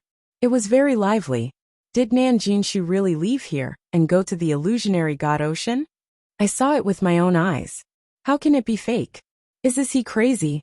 The illusionary god Ocean is very dangerous. Isn't it too bold to use it to improve his cultivation? Isn't he afraid of dying there? Sure, they're different from us. Think about it. He entered the illusionary god palace as soon as he arrived. Of course, he's different from us. It's still very dangerous, isn't it? Even venerables can only stay in the illusionary god Ocean for a few hours at most. Besides, the illusionary god Ocean has always been a place of punishment. Who knows how many skeletons are buried there? This is the first time I've seen someone who wants to cultivate there. Chu Luyue and Mu Hongyu looked at each other. It turned out that the news had already spread. Luyu, what should we do? Mu Hongyu asked softly. Chu Luyue paused. The heavens want to help me. I have to go. With that, she continued to walk forward. Soon, some people noticed their arrival, and they all had different expressions on their faces. Chu Luyue ignored them. She went straight to the Elysium, and was about to step out. Everyone was shocked. Buzz, the barrier buzzed. A heavy pressure stopped Chu Luyue. Following this, a furious voice could be heard once again. Shang Guanyu, what are you trying to do? Chu Luyue turned around and looked at Jinyan Lai, who rushed over in an instant. Her eyes curved and she smiled brightly. Seventh messenger, you're here? Can you please open the door? She was quite fast. Jinyan Lai was originally there to denounce her, but when she heard this, she choked. Then a flame burned in her chest. What did you say? Just how much courage did she have to ask him to open the gate of heaven so naturally? Chu Liyue's smile didn't change. I heard that Nan Jinshu went to the illusionary god Ocean to improve his cultivation. I was curious. Look, everyone is here. If there's such a good thing, why don't you give us a chance and let everyone go together? Jinyan Lai's forehead twitched. Chapter 2305. He had just found out that Nan Jinshu had met the first divine emissary and obtained a passage talisman to cultivate in the illusionary god Ocean. How did the news spread throughout the illusionary god palace in the blink of an eye? It even attracted so many people. Jinyan Lai's mind raced. Nan Jinshu must have been too arrogant and attracted too much attention. That's why, when he heard that Nan Jinshu had met the first divine emissary, he was shocked and thought that Nan Jinshu was quite capable. Who knew that he was a brainless person? How could such a thing be spread so casually? He suppressed the anger in his heart and said in a low voice. Nan Jinshu went with the first divine emissary's permission. If you have the ability, I won't stop you. Chu Liyue blinked. Seventh divine emissary. That's why we want to go out and take a look. Speaking of which, I have a good relationship with family head Nan. I didn't expect him to be so powerful. Not only can he enter the illusionary god palace, but he can also meet the first divine emissary and go to the illusionary god Ocean. If we can go out and take a look and see family head Nan's glory, we can learn something. What do you think? Jinyan Lai looked at her suspiciously. Just go out and take a look? Yes, didn't family head Nan go to the illusionary god Ocean? We'll just take a look from the bridge. After all, it wasn't easy for us to come up here. We know how dangerous the illusionary god Ocean is. Why would we gamble with our lives? Mu Hongyu immediately nodded. Yes, we're just going to take a look. Anyway, this is the illusionary god palace's territory. Are you worried that we'll do something out of line? Jinyan Lai's expression was cold. This group of people gathered here, and even asked him to open the door. They were already out of line. What else did they want? Many people around them looked at each other. Actually, they were also very curious. It would be good if they could really go and take a look. Jinyan Lai said in a low voice. What kind of place is the illusionary god Ocean? Is it somewhere you can go as you please? Even if they stood on the bridge and watched, it was absolutely not allowed. I'll let you go this time. But if you do it again, I won't let you off so easily. As he spoke, he looked around with undisguised warning in his eyes. Everyone's little thoughts were suppressed again. After Jinyan Lai finished speaking, she turned around to leave. Chu Liyue suddenly sighed softly. Sigh. Since the seventh divine emissary is unwilling to let us pass, then we can only forget about it. Since I have nothing to do, let's take a walk around Fengming Mountain. Jinyan Lai stopped in her tracks. He turned around and stared at Chu Liyue. What are you trying to do? To find dumpling. Chu Liyue's lips curved slightly. Since I can't go to the Mirage God Sea, I can only find dumpling to relieve my boredom. Recently, she has been making a fuss about going out to play a few rounds. If there's no other way, I should ask the second messenger if he can bring dumpling out for a walk. She was clearly using dumpling to threaten him. Now, the second messenger valued dumpling a lot, and dumpling was extremely dependent on Chu Liyue. She was still young, and was at the age where she could make a fuss. In addition, she already knew that Yi Zhao was trapped in the lightning pool, so she was now full of hostility towards the Mirage God Palace. If Chu Liyue said something to Dumpling and caused Dumpling to explode, who knew what she would do? This Chu Liyue really knew how to push her luck. He had already made an exception to let her go the last time, but she still wanted to do it again. Chu Liyue looked at Mu Hongyu. Hongyu, you haven't seen Dumpling for a long time, right? I'll bring her out. 2 hours. Jin Yunlai coldly interrupted Chu Liyue. Chu Liyue sneered. Seventh messenger, what can you do in 2 hours? Are you afraid that I'll learn something from Nan Jinshu? Jin Yunlai's face was cold. After a while she said, I'll give you 1 day. If you're not back by this time tomorrow. Chu Liyue immediately smiled. Deal. The Mirage God Sea is extremely dangerous. After leaving the Heavenly Gate, I won't care if you live or die. You will bear all the consequences yourselves. Chu Liyue nodded with a relaxed expression. Of course. Since she dared to go, she was prepared. Jin Yunlai coldly stared at her for a while before waving her sleeve. Buzz, the barrier opened. Chu Liyue stepped out without hesitation. Hongyu, follow me. Coming. Mu Hongyu's movements were very fast, and she almost caught up with him. The two figures quickly disappeared. Many people looked at each other. After a while, a young man tentatively stepped forward. Jin Yunlai didn't stop him. That person immediately felt relieved and lifted his foot to walk out. With someone taking the lead, the people behind him moved faster. Soon, more than 10 people left the Heavenly Gate. However, not everyone chose to do so. No matter what, the illusionary God Sea is extremely dangerous. What if I really die there if I go out like this? That's true. I think Nan Jinshu must have a trump card if he dares to go. I'm afraid we can't compete. Forget it, forget it. The first messenger hasn't come out for many years. She didn't even meet the other messengers. Now that she's meeting Nan Jinshu alone, isn't that enough to explain the problem? Anyway, I don't think I'm that capable. I won't join in the fun. Why don't we wait until this time tomorrow and see what Shangguan Yu and the others have to say? Some people left the Heavenly Gate, while others chose to stay. Jin Yunlai snorted coldly, flicked his sleeves and left. She wanted to see how capable Chu Liyue was. As soon as Jin Yunlai returned to the Mirage God Palace, she went straight in a certain direction. She didn't walk far before she bumped into Xu Jing. Needless to say, she came from the sixth messenger again. Jin Yunlai had been looking for an opportunity to ask her how the sixth messenger was doing. However, now that she saw her, she couldn't be bothered to ask. Xu Jing was also in a hurry. Her eyes were filled with shock. Seventh messenger. I just heard that Nan Jinshu went to the Mirage God Sea after meeting the first messenger? Jin Yunlai nodded. Her expression was cold. They've been there for a while. Moreover, the news has spread in the Mirage God Palace. Everyone knows. Shangguan Yu even made a fuss about going out to take a look. Is she crazy? Xu Jing suddenly raised her voice. Seventh messenger, you didn't let her go, did you? She threatened me with dumpling. After much consideration, I let her go. Other than her, some people from the Mirage God Palace also followed her. Xu Jing sucked in a breath of cold air. Chu Liyue was crazy, and the seventh messenger wasn't clear-headed either? Her reaction made Jin Yunlai frown. The news spread like wildfire in a short period of time. The more you don't let them go, the more curious they are. Why don't you just let them go for a day, and let them see for themselves? The Mirage God Sea. Is it a place they can step into as they wish?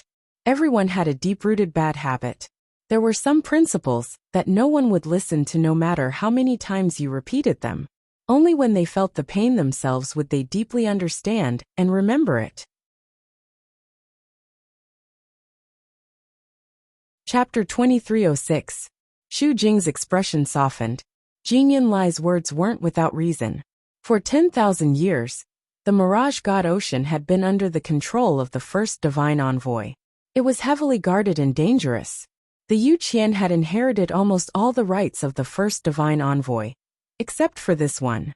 So until now, even the Yu Qian couldn't enter the Mirage God Ocean without the permission of the first divine envoy. Chu Luiyue and the others were indeed digging their own graves. Xu Jing thought of something else and frowned. What did Nanjinshu do? Why is the first divine envoy willing to see him? Also, this happened not long ago.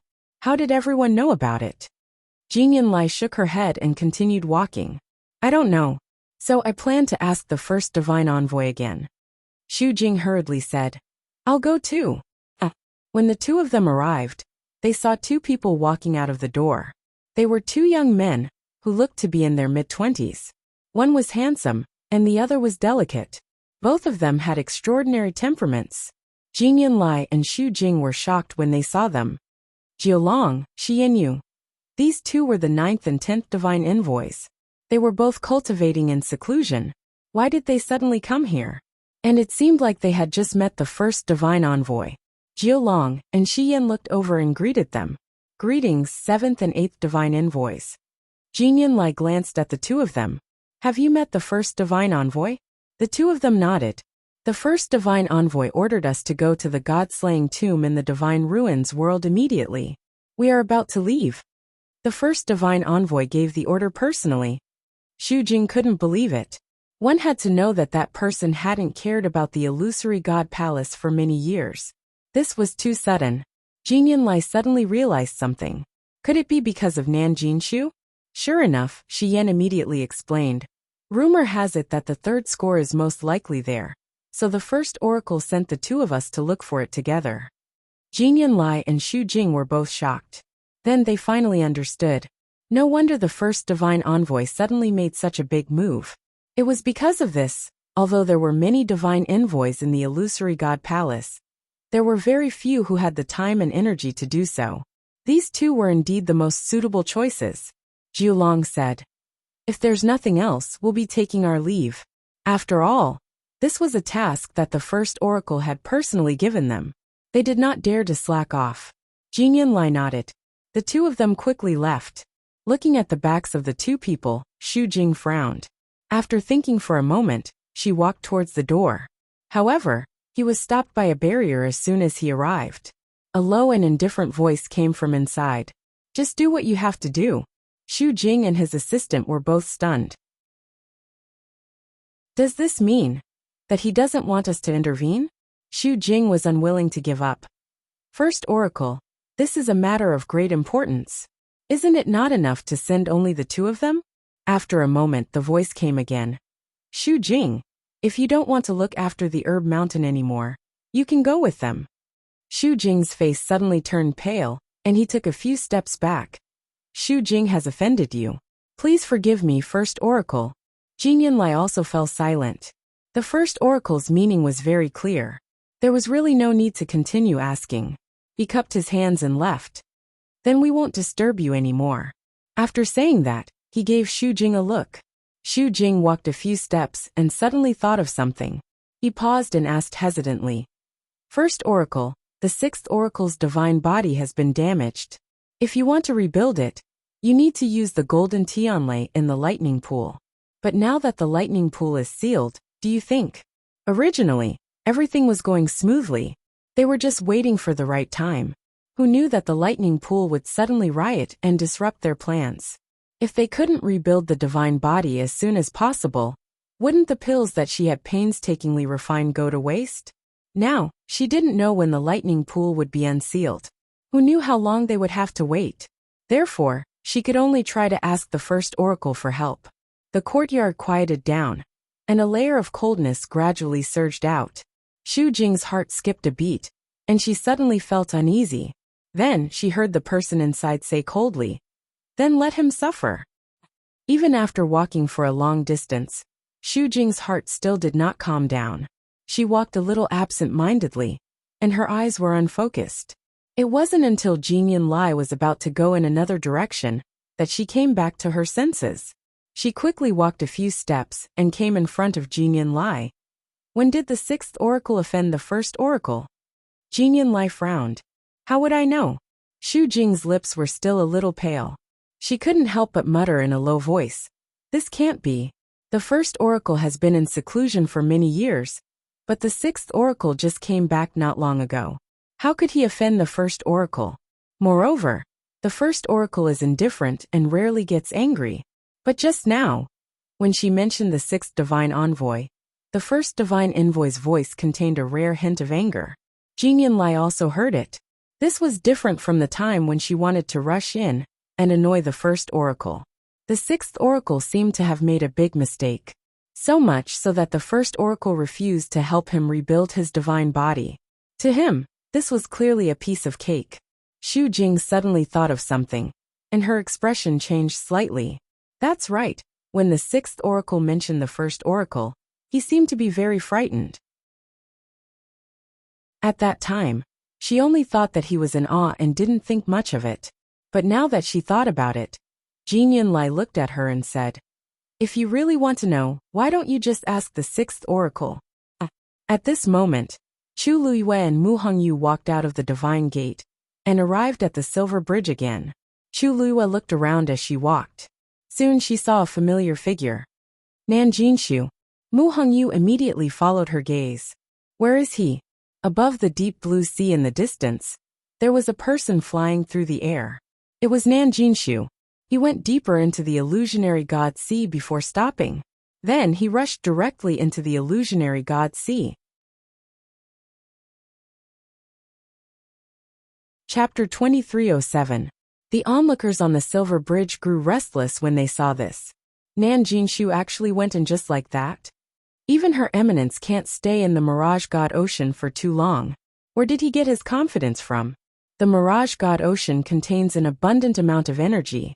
It can greatly increase one's strength if one refines one's bones and blood, but it's also extremely dangerous. I wonder how long it'll take for Nan Jinshu to come back up. Chu Liuyue's expression hardened. Waves surged in the distance, and the aura was piercingly cold. Even though he was standing on the silver bridge, he could still clearly feel the terrifying power contained in the sea below. Even she didn't have much confidence that she would be able to return safely after going down. Nan Jinshu, she held her breath and focused. While keeping an eye on Nan Jinshu's situation, she also listened carefully to her surroundings. I wonder if Diwu Zhangzi can sense the changes outside. She glanced out of the corner of her eye and saw that Mu Hongyu seemed to have entered a meditative state. Her brows were slightly furrowed, and her expression was calm. She was looking at the Mirage God Ocean. The noise on the silver bridge gradually dissipated. As time passed, the crowd gradually quieted down. Many people were curious about the Mirage God Ocean and wanted to go down to take a look, but none of them had made up their minds to do so. After all, everyone only had one life. Moreover, the seventh divine emissary had made it very clear that once they left the heaven gate, they would die regardless of whether they lived or died. When the time came, they wouldn't even have anyone to call for help. Thus, everyone waited in tacit understanding. It wouldn't be too late to make a decision after Nan Jinshu's situation cleared up. After a long while, nothing seemed out of the ordinary. Chu Luiyue was a little disappointed and worried. I wonder how Diwu Zhangzi is doing. Mu Hongyu, on the other hand, changed her position and looked in another direction. Chu Luiyue didn't disturb her. Suddenly, the crowd became restless again. Chu Luiyue instinctively turned around and saw two young men walking out of the heavenly gate one after another. These were two completely unfamiliar faces, but Chu Luiyue could vaguely guess the other party's identity the moment she saw them. Judging from his noble aura, he was probably an oracle as well. Sure enough, some sharp-eyed people had already recognized the identities of these two people and hurriedly bowed. Greetings, 9th and 10th divine emissaries. Hearing this, the remaining people immediately bowed. Jiulong and Shiyin only nodded slightly. They didn't say anything and walked down. When he passed by Chu Luiyue nodded slightly. Jiulong suddenly stopped in his tracks and turned to look at Chu Luiyue. Are you Sheng Guanyu? Chu Luiyue looked up. The young man's face was filled with curiosity and inquiry. Chulua nodded. Exactly. Jiulong laughed. You're quite capable. This didn't sound like a compliment. Xian glanced over. Jiulong, let's go. The two of them had always had a good relationship, so the way they addressed each other was more casual. Jiulong retracted her gaze and followed Xian. The two of them arrived at the bottom of the silver bridge. Then, with a flash of their figures, they disappeared from the spot. Divine emissaries were all above the god realm, so crossing the illusion god sea wasn't a problem for them. But the question was, where were they going? The two oracles actually left the heaven gate. What are they doing? These two rarely show their faces in public. That's right. This is the first time I've seen them after so many years. I didn't expect them to be here. All sorts of discussions broke out. There were also a few people silently sizing up Chulua. What did the ninth divine emissary mean by that? Chulua narrowed her eyes. In truth, she had caused a lot of trouble in the illusion god palace recently, so it was normal for the oracles to be curious about her. What she wanted to know more was why these two had gone to the divine ruins world. For two oracles to be dispatched at the same time, it must be no small matter. After thinking for a while, she couldn't find any clues, so she temporarily suppressed this thought. Master, Yu Jiu and Shi Yin went out.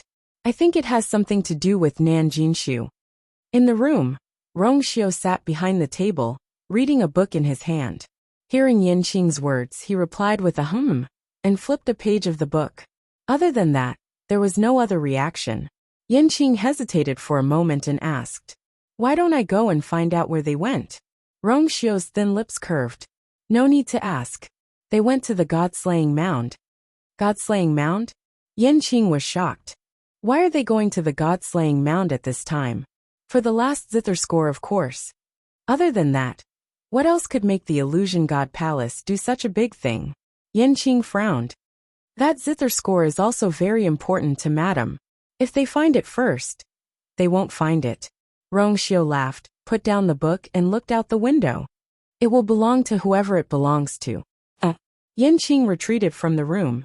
He was a little worried at first, but judging from his master's reaction, it seemed that he didn't care too much about it.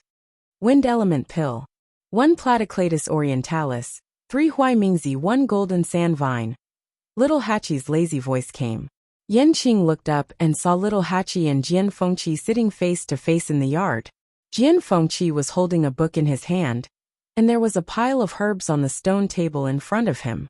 Listening to little Hachi lazily reciting the prescription of the wind element pill, Jian Fengqi's eyes twitched.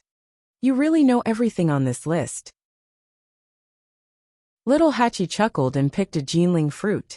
Her delicate hands were slender and delicate, as if they were carved out of jade. They seemed to be more crystal clear than the Jinling fruit. She put the Jinling fruit into her mouth, and her voice was a little muffled. I told you before, I've already broken through to the Supreme Doctor level, but you didn't believe me. TSK. This time he learned his lesson. Jian Fengqi suddenly felt a headache coming on. He closed the book in his hand and took a deep breath. There's no way I can survive. Ever since he was deeply hurt by Chulua, Jian Fengqi silently prepared to work hard, vowing to win back his pride. Thinking that little Hachi was also a celestial physician, he wanted to compare notes with her. However, little Hachi rejected him, and the reason was very simple. He was not qualified. With Jian Fengqi's temper, how could he stand this? He immediately asked for a test. However, little Hachi directly handed over a prescription. Although he hadn't broken through, he could see that the pills on the list were all at the Supreme Doctor level. Then little Hachi really did recite it backwards. Young Master Jian, don't talk about Master. Even if you compare yourself to me, you're still a little brother. Jian Fengqi put down the book and stood up angrily. Little Hachi smiled and waved her hand generously.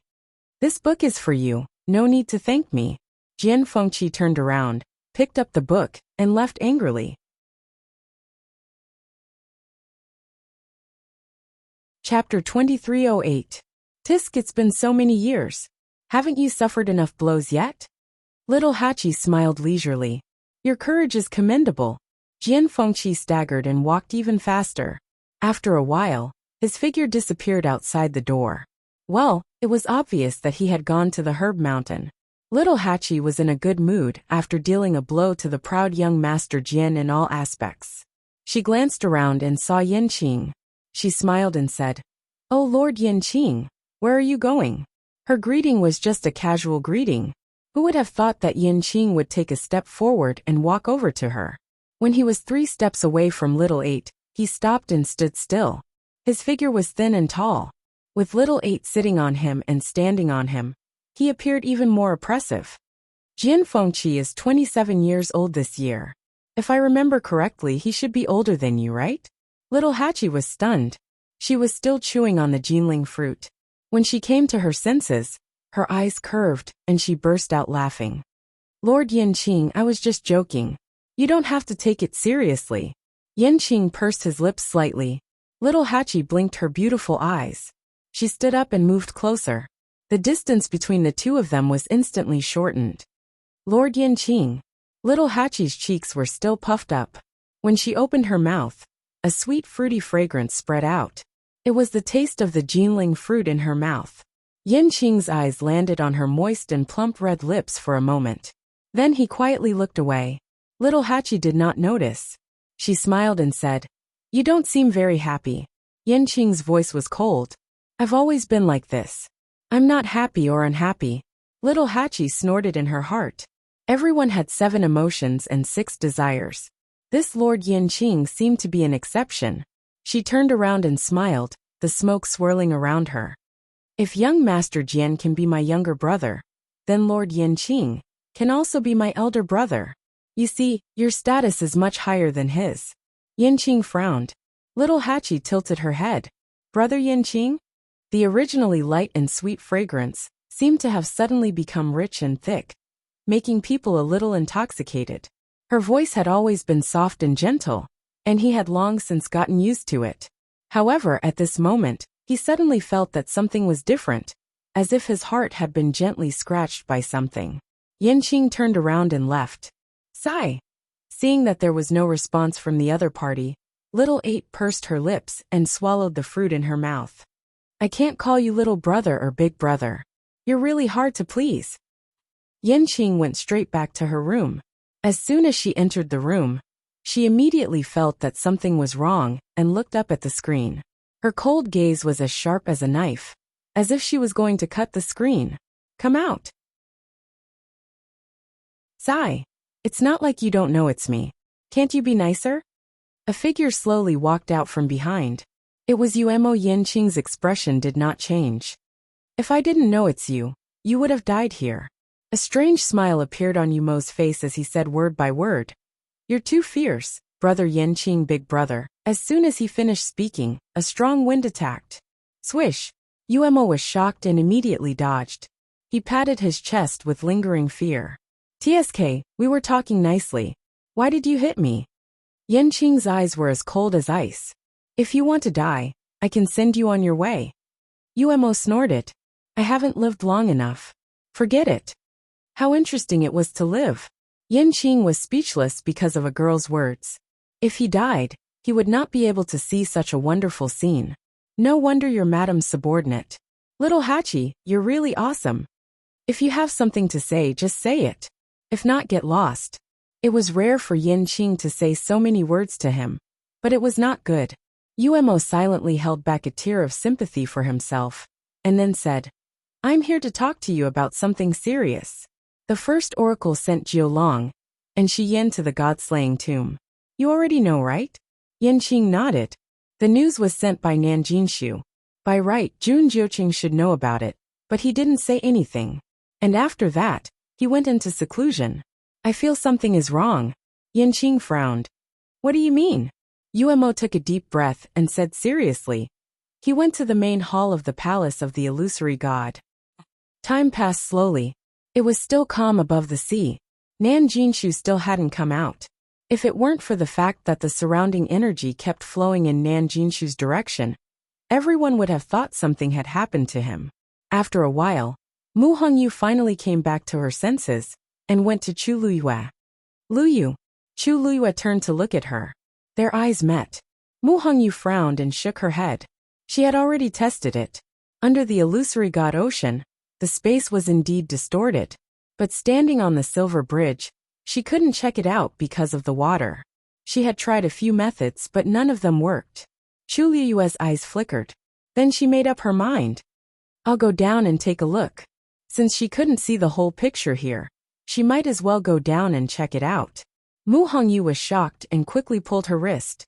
No, it was too dangerous down there. Even she wasn't confident that she could avoid the distorted space. Not to mention Chu Liyue. Chu Liyue shook her head. This was a rare opportunity. If she could figure out the situation down there, it would be easier for Mu Hongyu to take action later.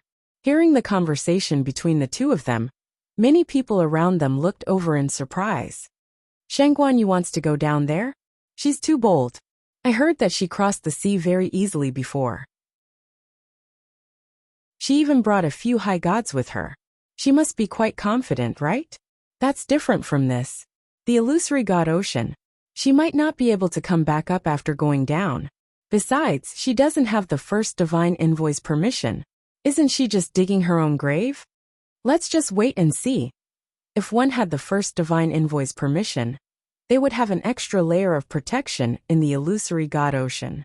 Wasn't Nan Jinshu the same? However, almost no one planned to go down like Chu Liyue. A long time ago, there were people who tried to sneak into the illusory god ocean. In the end, all of them died and their souls were destroyed. That was why everyone was so afraid. Even though they were already standing on the silver bridge, they didn't dare to go down. Upon hearing that, Mu Hongyu gritted her teeth. I'll go with you. She might be able to help her a little. Chu Liyue shook her head. It's better for you to wait here. After all, she could better spy on the changes and movements in the illusory god ocean. I'll be back soon. With that, Chu Liyue patted her hand gently. Then she tiptoed and headed in Nan Jinshu's direction. Chapter 2309. Chu Liyue was very fast. The blue-black sea was surging, mysterious and unfathomable. The sea breeze carried a hint of coolness as it brushed past her face, lifting her hair and skirt. Thick energies intertwined, forming an enormous pressure that even made the space above the sea as difficult to traverse. Chu Liyue's body flickered with a dazzling light. Whoosh! She summoned the star darkness sword and gripped it tightly in her hand. A faint golden light flickered, appearing especially bright and eye-catching in this dark sky and sea. The further she went, the heavier the pressure. The smell of blood gradually spread in the air. It was very faint, but it could not be ignored. Chu Liyue's heart trembled. Suddenly, her footsteps paused as she stared ahead. A deep whirlpool had appeared on the surface of the sea not far away from her. The surrounding seawater flowed quietly without the slightest sound. If not for the fact that Chu Liyue was standing very close, she probably would not have noticed it. Streams of incomparably vigorous power also surged downwards. A figure was faintly discernible. Chu Liyue only needed a glance to recognize that person. It was Nan Jinshu. At this moment, there was a palm-sized seal floating quietly above his head. His entire body was suffused with a layer of faint red light, forming a natural barrier. Those fierce surges of energy collided with it, and were silently swallowed without any sound. The power contained in that seal was powerful and noble, and clearly did not come from Nan Jinshu. That was the seal of the first divine emissary. Chu Liyue's heart trembled as she moved closer, wanting to see it more clearly. She was very curious about this first divine emissary. After coming to the Illusion God Palace, she had seen several divine emissaries. But the most mysterious one was the first divine emissary. Even if she had not seen him, she could clearly feel that the first divine emissary's status was far higher than the other divine emissaries. Even the second divine emissary Yu Qian was the same. Moreover, he was in charge of the Illusion God Ocean. If she wanted to save Diwu Zhangzi, she had to find a way to get past the first divine emissary. However, after walking forward for a short distance, she felt an invisible force stopping her from going any further. Chu Liyue frowned slightly. This aura, why does it seem so familiar? He couldn't describe the specific feeling, but there was indeed an inexplicable sense of familiarity, as if he had seen it somewhere before. Chu Luyue furrowed his brows and thought for a while, but to no avail. He could only put this idea aside for the time being. Nan Jinshu's aura kept growing stronger. Chu Luyue hesitated for a moment before finally rushing into the illusionary god sea. In the lonely and quiet cage, Dugamabao suddenly opened his eyes and frowned. A moment later, a cloud of black fog condensed outside the cage. A hoarse and gloomy laugh came from inside. She actually went to the illusionary god sea. It can be seen that she really cares about Diwu. In order to save him, he didn't even hesitate to take such a risk. TSK, even if Diwu dies this time, he should be able to rest in peace, right? Even though he was smiling, his tone was filled with hatred as he gnashed his teeth. Diwu Zhangzi suddenly betrayed him back then. This debt had yet to be settled. Dugamabao's brows gradually relaxed, and he returned to his usual cold and indifferent appearance. Isn't it natural for her to go to the illusionary god sea, including Herb Mountain, Lightning Pool, Phoenix Cry Mountain, and even the illusionary god palace? Where can she not go? Of course, she can't go now. The person opposite him seemed to be infuriated, and his voice became shrill. Don't forget who is in charge of the illusionary god sea now. She's just digging her own grave by going there this time. Dugamabao suddenly laughed and mocked. You don't even dare to kill me, let alone her? The person in the black fog suddenly fell silent. After a long while. You're right. I won't take any of your lives now. However, if you think that I can't do anything to you, you're too naive. When Lan Xiao reconstructed his divine body, he swallowed a total of 5 golden tianlei, right? Dugamabao's heart suddenly sank. Then he heard the voice say again. The 6th divine envoy needs to reconstruct his divine body now. But unfortunately, the lightning pool has been sealed, so it's been delayed. Although I can't kill Lan Xiao, it's easy for me to take the power of the tianlei in his body. Splash! Chu Luyue rushed into the sea. In an instant, a bone-chilling coldness surrounded him from all directions. It was as if dense steel needles were stabbing him endlessly. It was as if they wanted to pierce through his flesh and bones. Chu Luyue waved her hand lightly, and a beautiful transparent barrier surrounded her. With this barrier's protection, the bone-chilling coldness lessened significantly. She looked forward. She could see Nan Jinshu's figure more clearly here. The vortex continued to suck in the surrounding energy, and in the end, all of it poured into his head from the top of his head. He closed his eyes, clenched his fists, and frowned. He seemed to be in pain. The power of the seawater was enough to kill a high god on the spot. That was why even Her Eminence had to go through a lot of torture here. This was the result of him being protected by the seal. If Nan Jinshu came here himself, he wouldn't be any better than those high gods. A thin ray of light suddenly appeared in front of Chu Luyue. The sea water surged, and the ray of light drifted over with the waves. Chu Luyue suddenly felt a deep sense of unease. She turned around and went to the side. The thread-like light floated past her feet.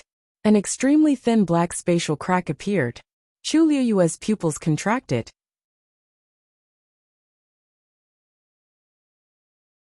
Chapter 23:10. This was no ordinary stream of light. It was the squeezing force produced when different spaces intersected. Chu Luyue held her breath, her temples throbbing. If she had not dodged in time, she would have. She looked down and saw that stream of light quickly dissipate. However, in the depths of this sea, there were similar streams of light that were faintly discernible. Mu Hongyu had said before that under the illusory god sea, countless spatial forces intersected, and it was extremely dangerous. Now it seemed that she was right. If Diwu Zhangzi was really trapped down here. Chu Luyue gritted her teeth. Diwu Zhangzi did not have a divine body, and did not have an advantage to begin with. If he went through so much torture, the mastermind purposely separated Diwu Zhangzi and Dugumabao, and locked him up here alone. Why? At this moment, she suddenly felt a chill on her back. Her heart skipped a beat. Without thinking, she immediately turned around and swung her sword. Piercingly cold sword chi flew out. Pust! There was the faint sound of something being cut apart. A slender stream of light was instantly cut into two. Chu Luyue exhaled softly. Then, she suddenly thought of something, and looked at Nan Jinshu again. He was firmly protected by that sigil. Those strange streams of light all avoided him, and could not hurt him at all. No wonder. The first divine invoice sigil was indeed interesting. Chu Liyue had a thought and dove down. The further down she went, the more streams of light there were. They were like seaweed, drifting freely on the bottom of the sea, but they carried fatal lethality. Gradually, when they brushed past Chu Liyue, she would feel a slight pain. Her divine body was almost unable to withstand the spatial power here. Chu Liyue knew this very well. However, she did not stop. She did not even slow down. She held her sword in her hand, and as if she was cutting through brambles, she cut and dispersed all of them. After an unknown period of time, a ball of light finally appeared in her sight. All of the streams of light flew out from this place.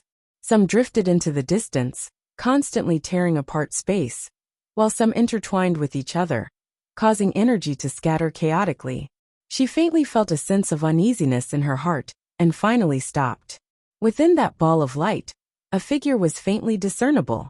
Chu Liyue stared intently. Of course, she wanted to go, but she knew very well that it was too dangerous. Just by standing there, she was already out of breath. If she were to move forward, suddenly, a strange fluctuation came from the interspatial ring on her finger. Chu Liyue was stunned and subconsciously looked down. Suddenly, a stone rolled out from within. It gently floated down. Chu Liyue immediately stretched out his hand to grab it, but the rock easily dodged, and then ran down at an even faster speed. Just as Chu Liyue was filled with doubts, a stream of light flew over, and was about to cut the stone. Chu Liyue frowned. Although she didn't mean to bring these stones back, after a long time, she still had some feelings for them, especially since these stones had helped her a lot in the past, and saved her from danger several times. Naturally, she couldn't bear to part with them. Just as she was about to make a move, a scene suddenly happened in front of her, causing her to pause. She saw that the stone suddenly emitted a warm orange light. That was the god domain inside. This god domain completely enveloped the stone. Then, that silver thread-like stream of light flew over and automatically wrapped around the stone, merging into the god domain. Chu Liyue was shocked and almost suspected that she had seen wrongly. She closed her eyes and looked again. The scene in front of her had not changed at all. The stone floated silently in the air, easily neutralizing the ferocious energy contained in the streak of light. At first glance, it looked like a thin thread tied to the stone. Since the stone did not move, the thread could only float gently on the spot. Chu Liyue blinked. Is this stabilizing that small space? Just as she was filled with shock, a second stone rolled out of the universe ring. Just like the previous one, this one ran to another location. After wrapping around a stream of light, it stayed there quietly. Chu Liyue almost immediately felt that the chaotic and heavy pressure around her had lessened a little. Although it was very subtle, it was indeed there. Just as she was stunned, more and more stones ran out and spread out in all directions.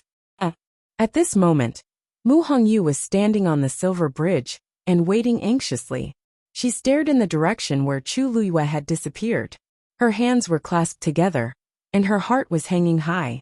Liyue had already gone down for a while. Why was there no movement at all? Gradually, all kinds of discussions could be heard around her. It's been so long, but Shang Guanyu still hasn't returned.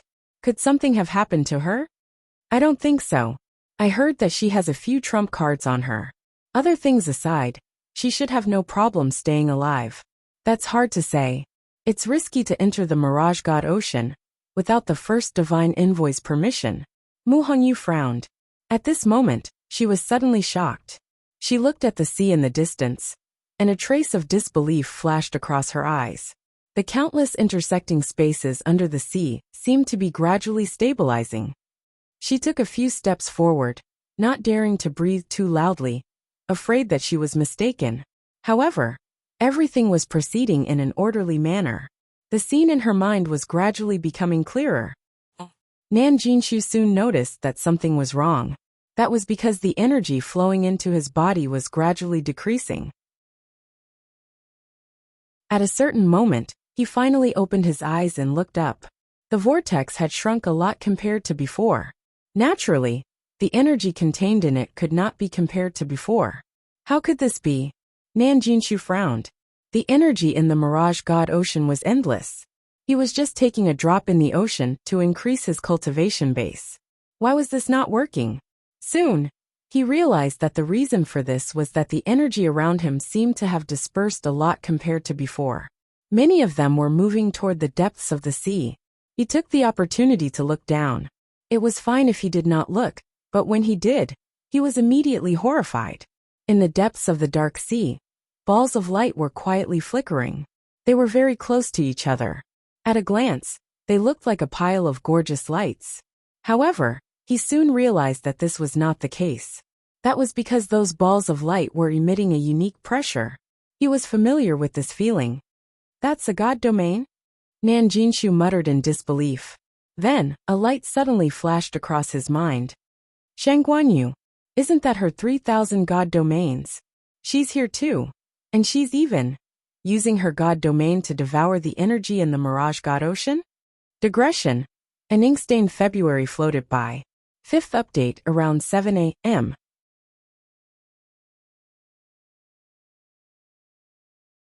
Chapter 23:11.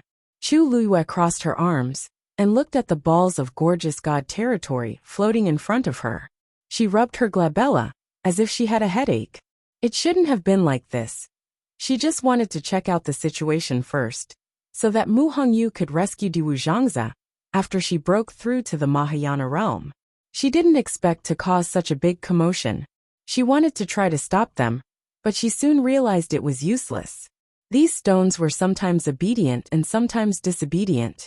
If they really made a scene, she couldn't do anything about it. Then it became like this.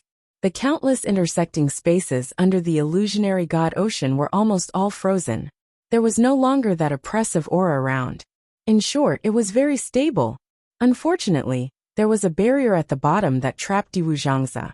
She tried to get closer, but she couldn't.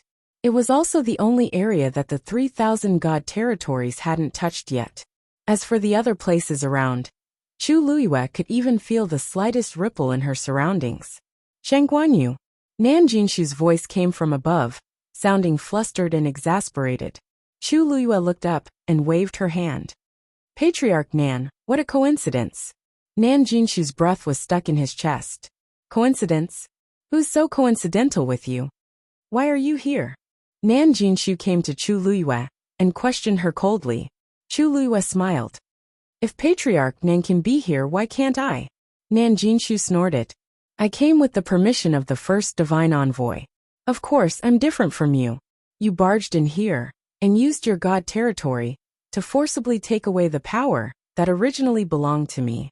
Shangguanyu, you've gone too far. If they were in the divine ruins realm, Nan Jinshu wouldn't have the confidence and courage to speak to Chu Luiyue like this. After all, the entire Nan family was almost destroyed by Chu Luiyue. He was deeply afraid and traumatized by her. But this was the illusionary god ocean. How could someone like her, who didn't have a bloodline totem, be compared to him? Nan Jinshu's plan had been going well, and everything had been going smoothly. Of course, he was upset that someone had interrupted him halfway. Therefore he spoke very harshly. Chu Luiyue raised her brows slightly, and her gaze quickly swept past the seal in his hands before she smiled lightly. Nan family head, I really didn't mean it. How could I have thought that, Nan family head? You actually couldn't even snatch a pile of stones. Nan Jinshu choked and almost spat out a mouthful of blood. How is this a pile of rocks?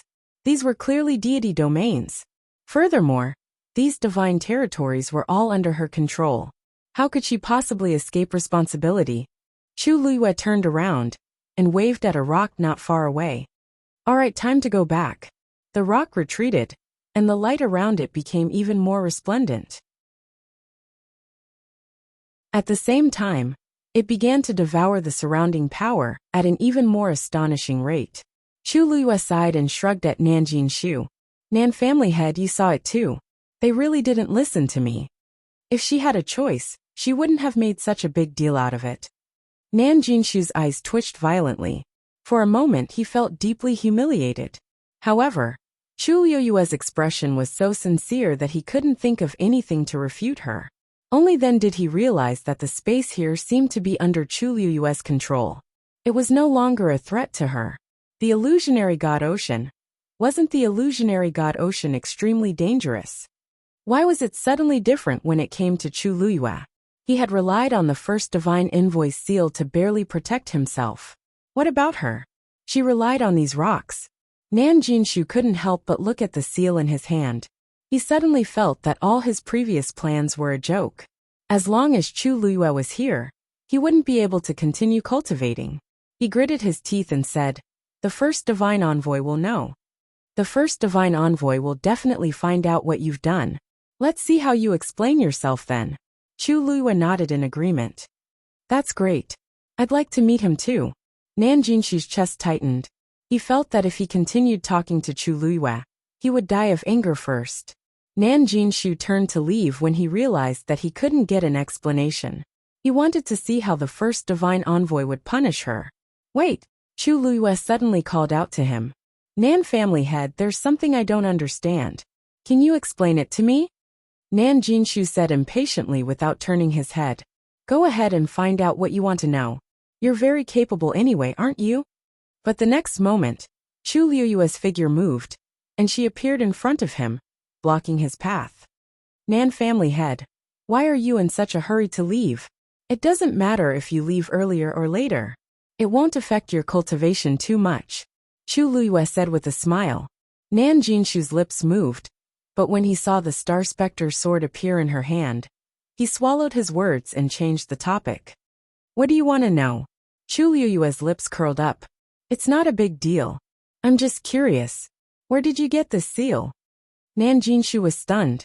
He said coldly, "The first divine envoy gave it to me personally, of course."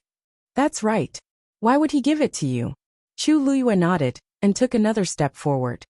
"The divine envoys have asked to meet him many times, but the first divine envoy has refused to meet him. However, Nan family head, you're very capable. Not only did you meet him, you even got this seal. I've been curious about this. Please tell me more about it." Nan Jinshu's eyes widened. "What did you say? Shangguanyu, what are you dreaming about?" "Why should I tell you?" This was the biggest secret of the Nan family and Family E. It also involved the palace of the illusory god. How could he tell Chu Liyue? Chu Liyue smiled kindly. "I'm just a little curious. Why won't you tell me?" Nan Jinshu ignored her and was about to leave. Whoosh! A piercingly cold sword chi pierced over, brushing past the top of his head. Nan Jinshu's movements suddenly froze as a chill ran down his spine. At this moment, he clearly realized that it was extremely easy for Chu Liyue to kill him if she wanted to. "Shangguanyu, don't you dare." Swoosh! A cold blade was pressed against his neck. Chu Liyue chuckled. "Do you think I'd dare?" Nan Jinshu's body tensed. He swallowed hard and sneered. "It's good that you know. It's related to you anyway." Chu Liyue was stunned. Then, she heard Nan Jinshu say word by word. "You have the first 2 pieces of music scores. You're quite capable. Unfortunately, you won't get the last one no matter what." Chu Liyue was shocked. Nan Jinshu knew where the 3rd piece of music score was. "Where is the 3rd one?" she asked coldly. Before Nan Jinshu could speak, the seal in his hand suddenly shone brightly.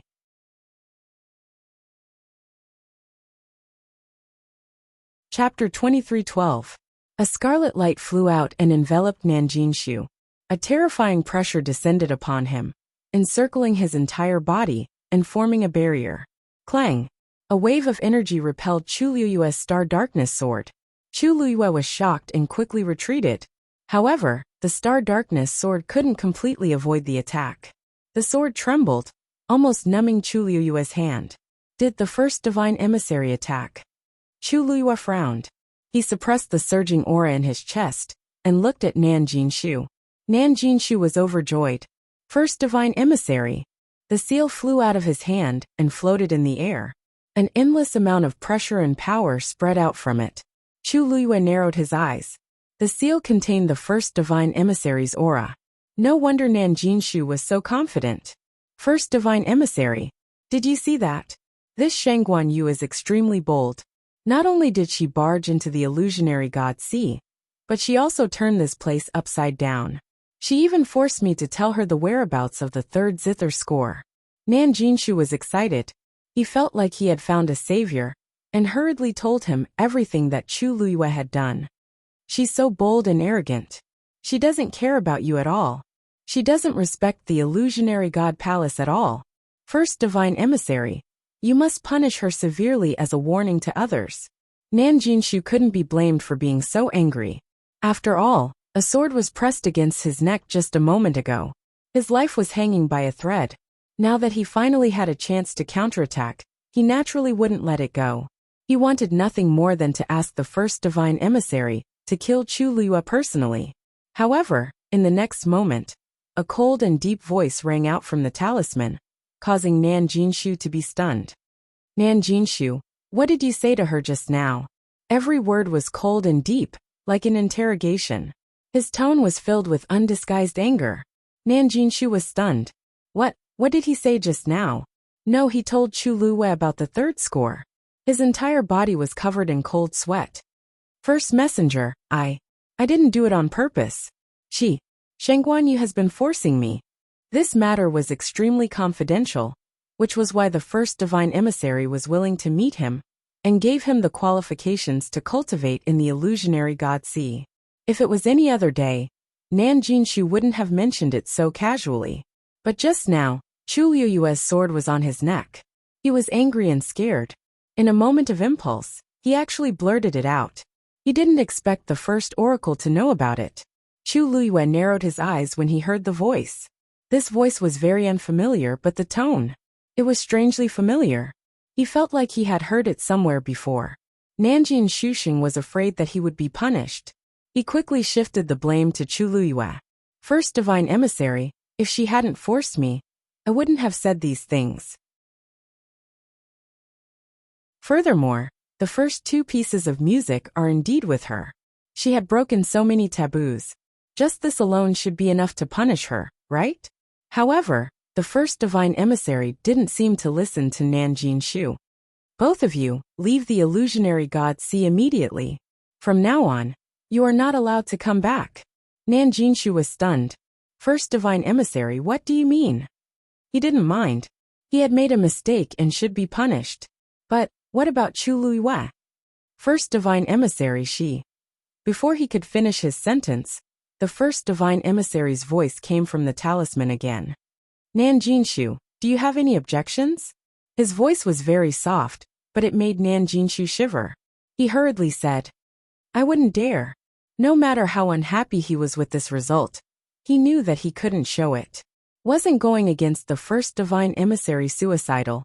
No matter how much Nan Jinshu hated Chu Luyue, and how much he wanted her to die here, he still had a brain. The first divine emissary clearly didn't intend to kill her.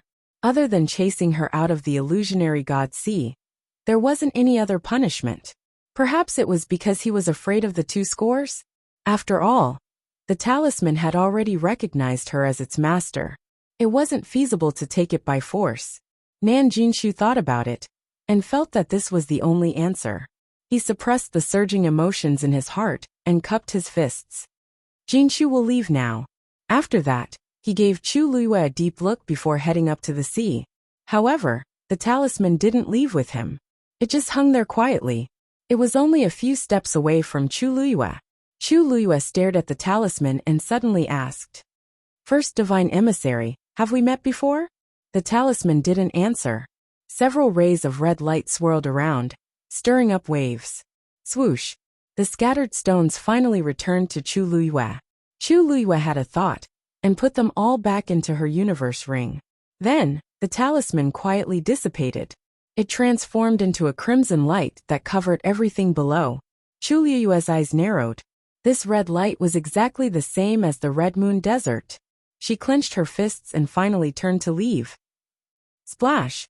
The sound of water splashing attracted the attention of the people on the silver bridge. Countless pairs of eyes immediately gathered in that direction. They saw a figure rushing out of the water and heading in their direction. Nan Jinshu? Why is he the one coming out? Isn't he supposed to cultivate in the illusionary god sea? It hasn't even been a day. Is it over? His expression doesn't look right. After Nan Jinshu came out, he was shocked to see so many people gathered on the silver bridge. Those gazes made him extremely embarrassed. However, he couldn't go back now.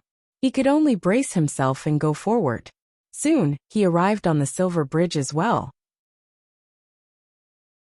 The moment his feet touched the ground, he didn't stop and immediately headed toward the heavenly gate above him. There was no expression on his face.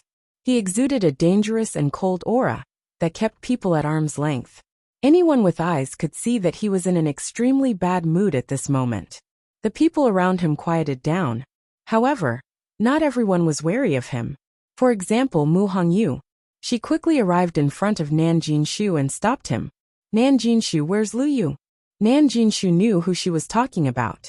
His expression immediately turned ugly. What does it have to do with me? If you want to know, why don't you go and see for yourself? He hated Chu Luyue to the core. Even hearing her name made him grit his teeth. Mu Hongyu raised her chin. How troublesome. You're all in the illusionary god sea anyway. What's wrong with me asking? Everything had been fine earlier. However, for some reason, she suddenly couldn't see what was going on below. She was worried. Of course, she had to ask Nan Jinshu about it. Suddenly, she narrowed her eyes and asked curiously, "Huh? Why is there a sword wound on your neck?"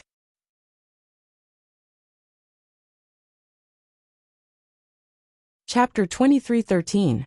It would have been better if Nan Jinshu hadn't mentioned it. In fact, it was only a very shallow wound. The skin was slightly broken, and a faint trace of blood seeped out. It would recover in 2 or 3 days. However, it constantly reminded Nan Jinshu of the humiliation he had suffered in front of Chu Luyue. He raised his hand to touch his neck and snorted coldly. If you don't want any trouble, you'd better leave now. Otherwise, I can't guarantee that there won't be more injuries on your body. He was clearly threatening Nan Jinshu. He couldn't defeat Chu Luyue, but it wouldn't be a problem for him to deal with Mu Hongyu, who was only a high god. However, Mu Hongyu didn't care at all. Mu Hongyu blinked when she saw the man's angry expression. Patriarch Nan, why are you so angry? Could it be that Lu Yu is the one who gave you this injury? You. Nan Jinshu was even more furious. He waved his hand and formed a sharp blade with his divine power. It went straight for Mu Hongyu. The two of them were only a step away from each other. Even an honorable god of the same level might not be able to dodge his sudden attack in time, let alone a high god. Swish! The sharp blade pierced through Mu Hongyu's chest. The crowd exclaimed. However, the next moment, they saw that Mu Hongyu had disappeared. That was clearly just her afterimage. Nan Jinshu's heart had just been filled with joy when he saw this scene, and was taken aback. Then, a hand gently patted his shoulder from behind. Patriarch Nan, you're not strong enough. Nan Jinshu's hair stood on end. He immediately turned around. Mu Hongyu was standing behind him with a smile. How did you? Before he could ask, Mu Hongyu threw a punch. It landed on Nan Jinshu's face. Bang! With a dull thud, Nan Jinshu felt dizzy and stumbled a few steps back, almost falling to the ground. When Mu Hongyu threw this punch, it affected the power of the surrounding space and created a great pressure on Nan Jinshu. That was why he was able to catch Nan Jinshu off guard so easily. Nan Jinshu felt a dull pain all over his face. Something was flowing out from his nose and the corner of his mouth. He wiped it off and looked down. The blood was thick and red. His hands began to tremble slightly. The surrounding onlookers revealed strange expressions when they saw this. What was going on? Wasn't Mu Hongyu a high deity? After exchanging blows with Nan Jinshu, not only was he not injured, but he even managed to beat Nan Jinshu to such a state? Mu Hongyu clicked her tongue and shook her head. Nan family head, you don't seem to be in a good condition. Why do you have to force yourself? I'm just asking you a question. Can't you just answer me honestly? Now, you've added new wounds to your old wounds. Look, what do you want? Nan Jinshu was about to explode from anger. Mu Hongyu touched her ear. Hey, I'm listening. You. At this moment, another figure dashed out of the illusionary god ocean. Shengguan Yu is out. Someone in the crowd exclaimed. Mu Hongyu quickly turned around. When she saw that it was Chu Luyue, she heaved a sigh of relief and waved happily. Luyu. Chu Luyue was also very fast. He arrived at the silver bridge in the blink of an eye. Mu Hongyu hurried forward and looked Chu Luyue up and down. Luyu, are you alright? Just now, a mysterious and powerful force had suddenly appeared and blocked her perception, causing her to be quite worried. When she saw that Nan Jinshu had returned first and was injured, she was even more worried about what had happened below. Chu Luyue smiled. I'm fine.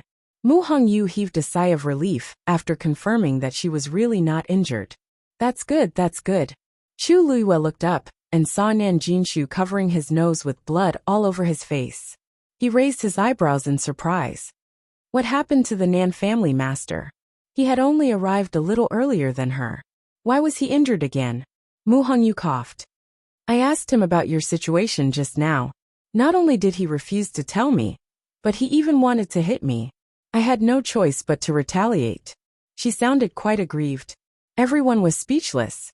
Nan Jinshu's forehead twitched. This Mu Hongyu was really good at distorting the truth. Upon hearing this, Chu Luyue's expression turned cold. Nan Jinshu, did you attack Hongyu just now? Nan Jinshu could not deny it. He gritted his teeth and said, So what if I did? But she's not. Before he could say the word injured, Chu Luyue quickly went forward and harshly kicked Nan Jinshu's chest. Nan Jinshu instinctively wanted to block it. However, he was not as fast as Chu Luyue. There was a flash of light. Chu Luyue kicked Nan Jinshu with his long legs and accurately hit him. Bam! Nan Jinshu did not even have time to set up a barrier before he was sent flying. Everyone hurriedly moved aside. Nan Jinshu fell onto the silver bridge with a loud thud. Puffed! He spat out a mouthful of blood. His face was pale. When Chu Luyue attacked, she specially summoned her divine body. Hence, this attack almost took half of Nan Jinshu's life. Everyone retreated further when they saw that. Chu Luyue did not hold back. If they continued to fight, it would not be good for them to bleed. No one was worried about Nan Jinshu's condition. On one hand, most of the cultivators in the illusionary god palace were focused on cultivation. Most of them were not close to each other. On the other hand, Nan Jinshu had entered the illusionary god palace immediately after he arrived. He did not have much contact with them, let alone anything else. I didn't attack you just now, because you're the first divine envoy. However, that doesn't mean I'm a pushover. Chu Luyue dusted his clothes and said mildly. Everyone was shocked when they heard that. The first divine envoy. What happened down there that involved the first divine envoy? Next time, before you attack, please consider whether you have the ability to do so. Otherwise, if you fail and get beaten up, where will you hide your face in the future? Nan Jinshu was so angry that he could not speak. He spat out a few more mouthfuls of blood. He was already weaker than Chu Luyue. Now that he was beaten up by Chu Luyue and Mu Hongyu, he was even more miserable. Many people looked at each other and secretly exchanged glances. Chu Luyue's words were really interesting. Nan Jinshu had entered the illusionary god palace immediately, met the first divine envoy, and obtained permission to cultivate in the illusionary god ocean. Everyone thought that the first divine envoy would take good care of him.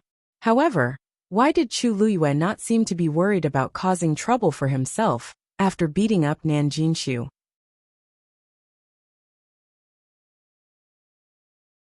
Chapter 23:14. Chu Luyue then turned to Mu Hongyu. Hongyu, let's go back. Mu Hongyu immediately replied. Okay. Then, the two of them really went straight to the divine gate. Mu Hongyu even wrinkled her nose at Nan Jinshu when they walked past him. So that's all there is to a supreme god powerhouse. Although she was only a supreme god now, she had broken through to the initial realization realm. Her combat power was on par with a supreme god powerhouse. Nan Jinshu choked. His vision turned black, and he almost fainted from anger. However, the two of them couldn't be bothered with him. They went straight to the divine gate and stepped through it. Their figures quickly disappeared behind the flickering barrier, leaving behind a group of dumbfounded people standing in the same place. They really went back. Just like that? Speaking of which, Shang Guanyu stayed in the illusionary god ocean for a few hours. How did she come out unscathed? That's not all. She even beat Nanjinshu up. The first messenger is in charge of the illusionary god ocean. Logically speaking, he should know what happened here, right? Why didn't he punish Shangguanyu? The weird thing is, I thought Nanjinshu really had the first messenger as his backer. But it seems like that's not the case. If the first messenger really had the intention to support Nanjinshu, this wouldn't have happened. All sorts of discussions entered Nanjinshu's ears, making him very frustrated. Of course, he wanted to know why this was happening. Even if he couldn't kill her for the zither score, there were many ways to punish her. But none. Chu Luiyue was so presumptuous, and had done so many outrageous things in the illusionary god ocean. The first messenger didn't punish her other than ordering her to stay away from the illusionary god ocean. Nanjinshu couldn't figure it out. That person wasn't easy to talk to. Otherwise, the other messengers wouldn't be so afraid of him. But this time, it was really strange. Nanjinshu forced himself to stand up. No matter what, he couldn't stay here any longer. He had to return to the illusionary god palace as soon as possible. Chu Luiyue and Mu Hongyu crossed the barrier and headed towards their residence. Mu Hongyu looked back and asked curiously, "What's the matter? Luyu, did you really leave that wound on Nanjinshu's neck? You guys actually started fighting under the illusionary god sea?" Chu Luiyue pondered for a moment, then said, "Not really. It was just an exchange of pointers, but they didn't fight. To be precise, she had single-handedly attacked Nanjinshu. Unfortunately, the first oracle had arrived too quickly and did not have time to ask about the whereabouts of the third score. After that, it would probably be difficult for him to ask again. Fortunately, this trip wasn't completely fruitless." Mu Hongyu nodded in understanding. "That's right. Originally, I was watching the illusionary god sea very well. In the end, I don't know why, but it suddenly stopped. It was as if something was blocking it." Chu Luiyue smiled.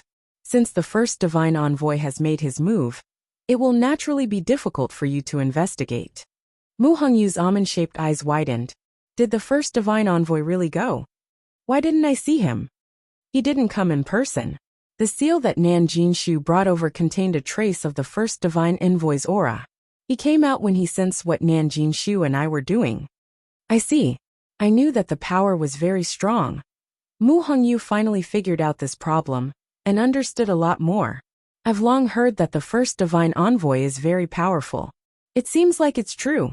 He only sealed a trace of his aura in the seal, and it was already so powerful that it could easily cover the entire illusionary god sea.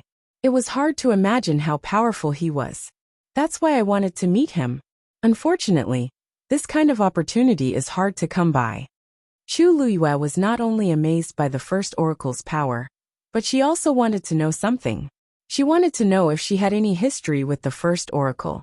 At first, she didn't take it to heart, but later, that familiar feeling lingered in her heart. The strangest thing was that after Nanjinshu left, she asked if they had met before, but the first oracle didn't answer. He didn't admit it, but he didn't deny it either. Of course, it was also possible that he didn't care to answer Chu Luiyue's question. But for some reason, Chu Luiyue didn't think that was very likely. She raised her head and looked into the distance at the towering illusory god palace. She would go in eventually. Nanjinshu returned to the illusionary god palace in a fluster. He had just returned to his residence when he saw someone waiting for him at the door. He was shocked. "The eighth divine envoy? Why are you here?" Xu Jing smiled. "I'm here to wait for you." As she spoke, she glanced at Nanjinshu, but she was not surprised at all. In fact, she had already known about what had happened outside 15 minutes ago. Nanjinshu was instantly embarrassed and lowered her head subconsciously as she was being scrutinized by her. "I wonder why the eighth divine envoy has suddenly come here." Xu Jing didn't answer his question. Instead, she sighed. "It seems that Shangguanyu is more arrogant and despotic than the rumors." Nanjinshu was furious when he heard this. He let down his guard against Xu Jing. He wiped the blood from the corner of his lips. "She has always been like this. Master Nan, didn't you take the first oracle's seal to the illusionary god ocean? Why did Shangguanyu bully you like this? Is she looking down on you?" Or does she not care about the first oracle at all? Xu Jing asked purposely. Offending Nan Jinshu wasn't a big deal, but offending the first oracle was a serious crime. She thought that Nan Jinshu would be furious and would complain to the first divine emissary. However, Nan Jinshu's expression changed several times before he finally said, "Don't worry, Mississippi." Finally he said, "Eighth divine envoy, did you come here just to tell me this?" Xu Jing was stunned. Nan Jinshu's reaction didn't seem right. While she was thinking, Nan Jinshu continued, "The first divine envoy has already made his decision. Naturally, we can only listen to him," said the first divine envoy. Xu Jing's heart skipped a beat. She finally realized that the first oracle already knew about this. But the current situation was his choice. The first oracle didn't punish Chu Luiyue. Xu Jing couldn't believe it, but Nan Jinshu didn't want to talk about it anymore. Eighth oracle, if there's nothing else. Of course there is. Xu Jing quickly reacted and suppressed the shock and confusion in her heart. The sixth oracle wants to see Master Nan. Nan Jinshu was stunned. The sixth oracle? Now. Xu Jing nodded and smiled. Master Nan, please follow me. This didn't give Nan Jinshu the right to refuse. Digression 6 p.m.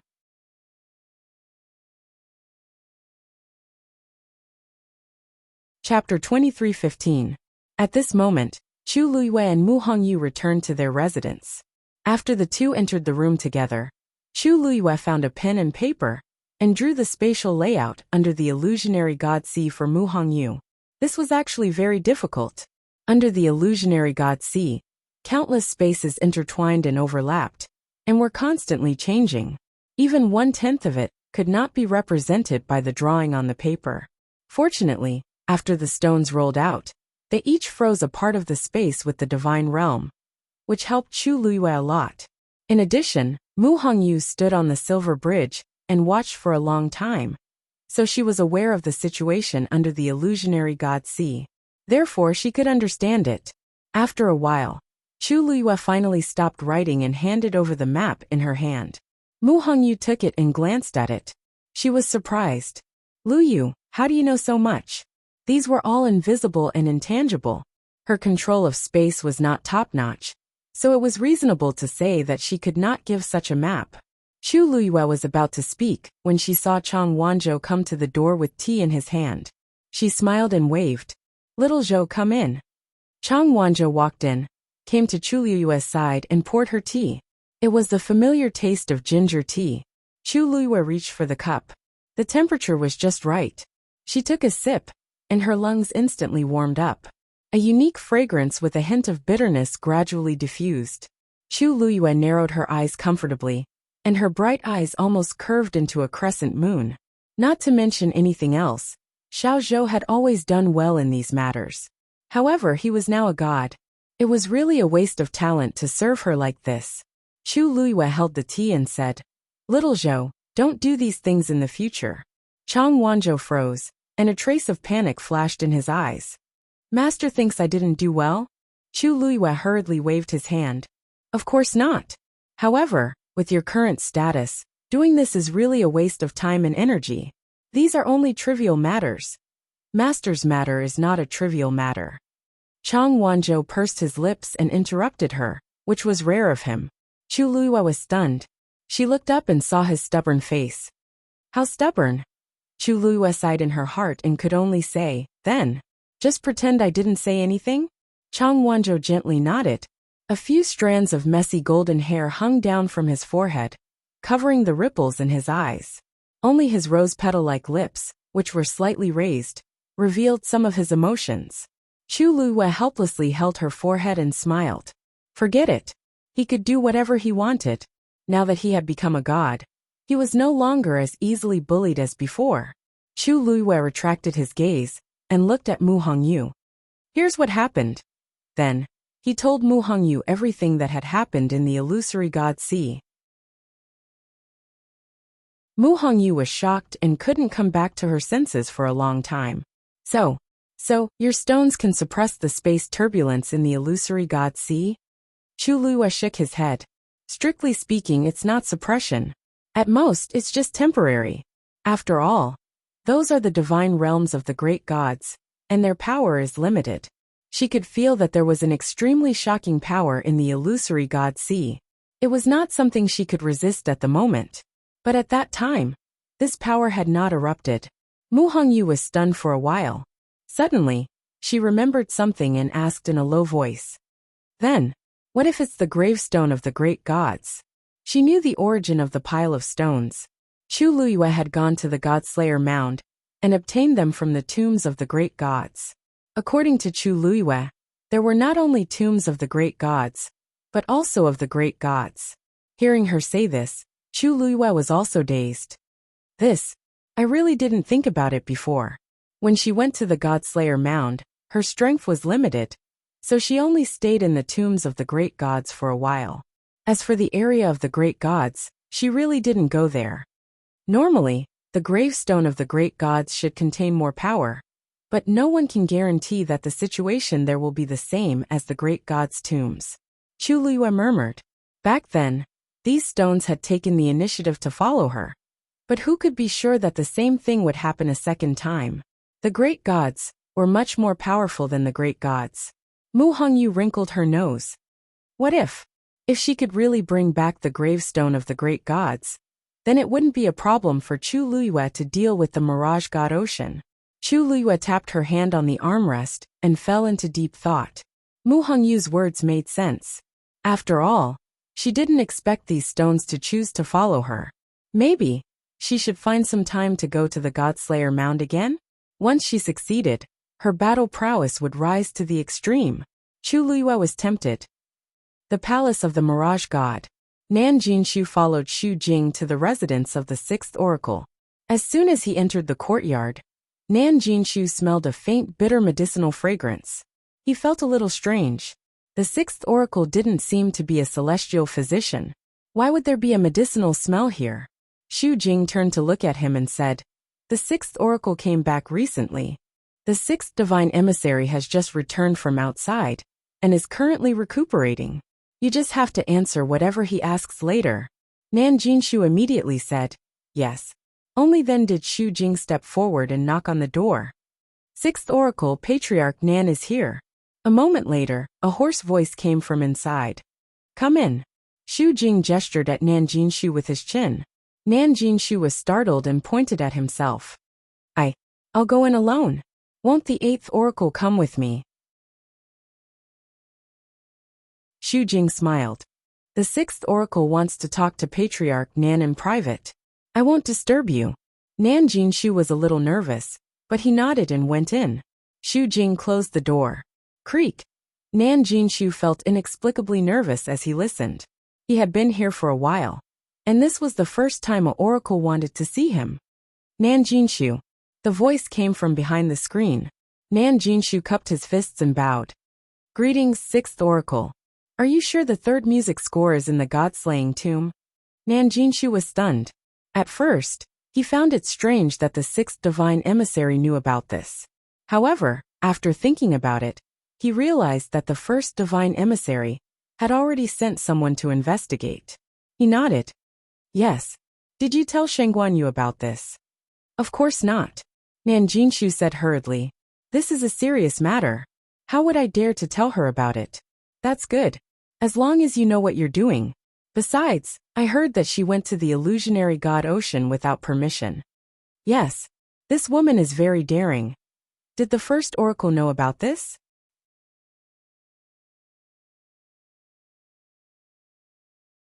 Chapter 23:16. Nan Jinshu paused and said hesitantly, This counts, but it doesn't.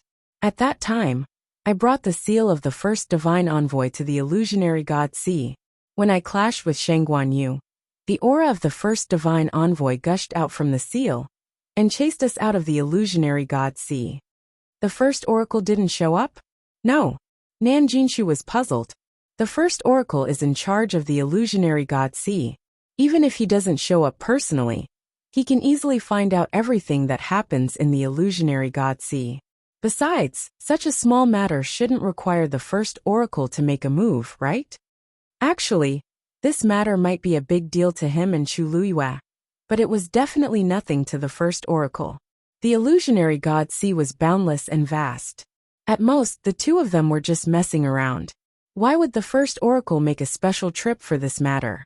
Just the seal alone was enough to solve the problem.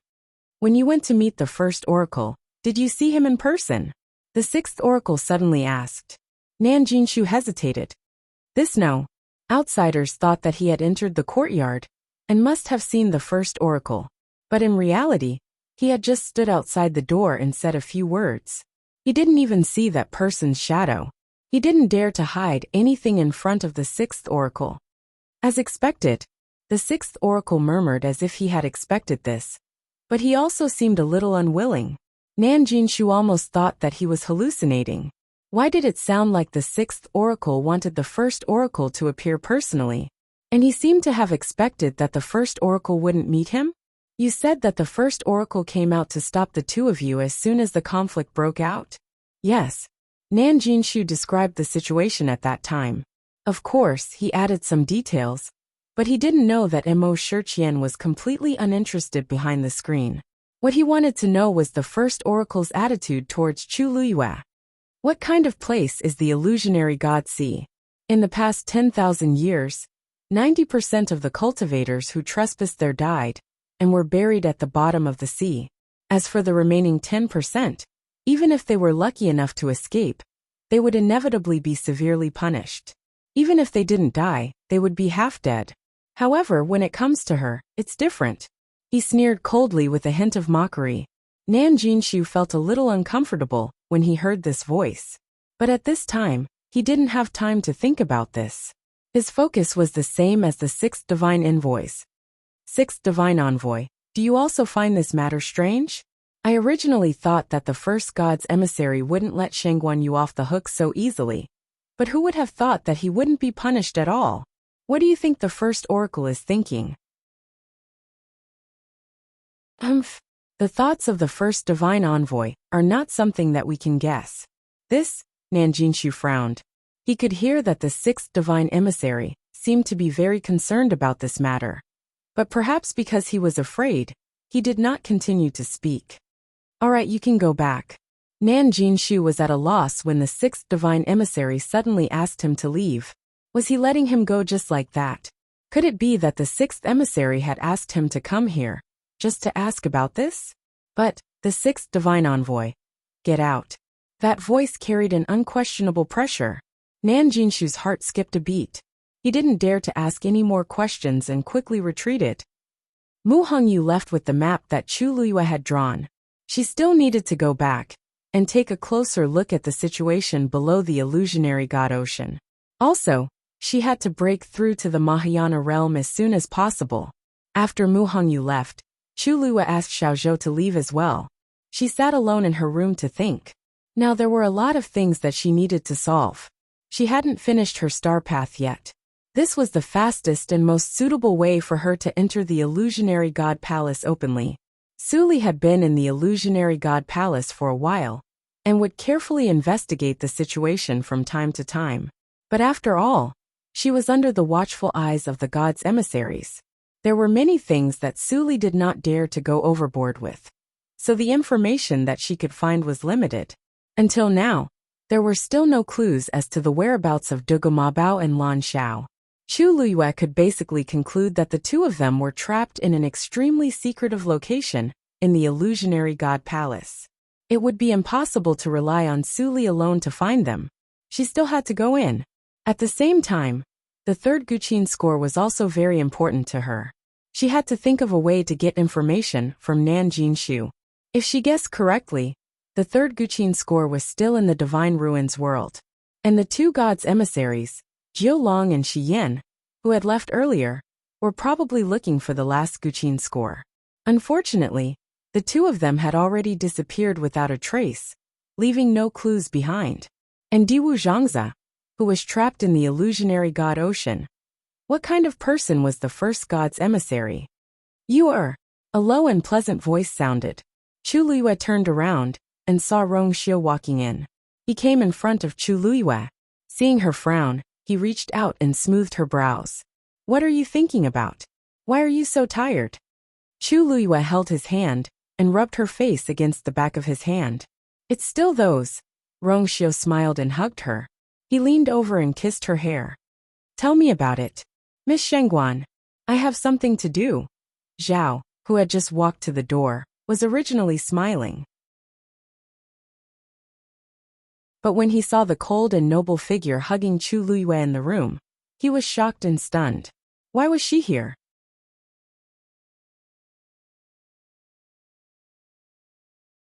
Chapter 23:17. The most important thing was that he seemed to have come at the wrong time. When the two people in the room heard the voice, they both looked outside the door. Rongxiu raised his eyebrows slightly.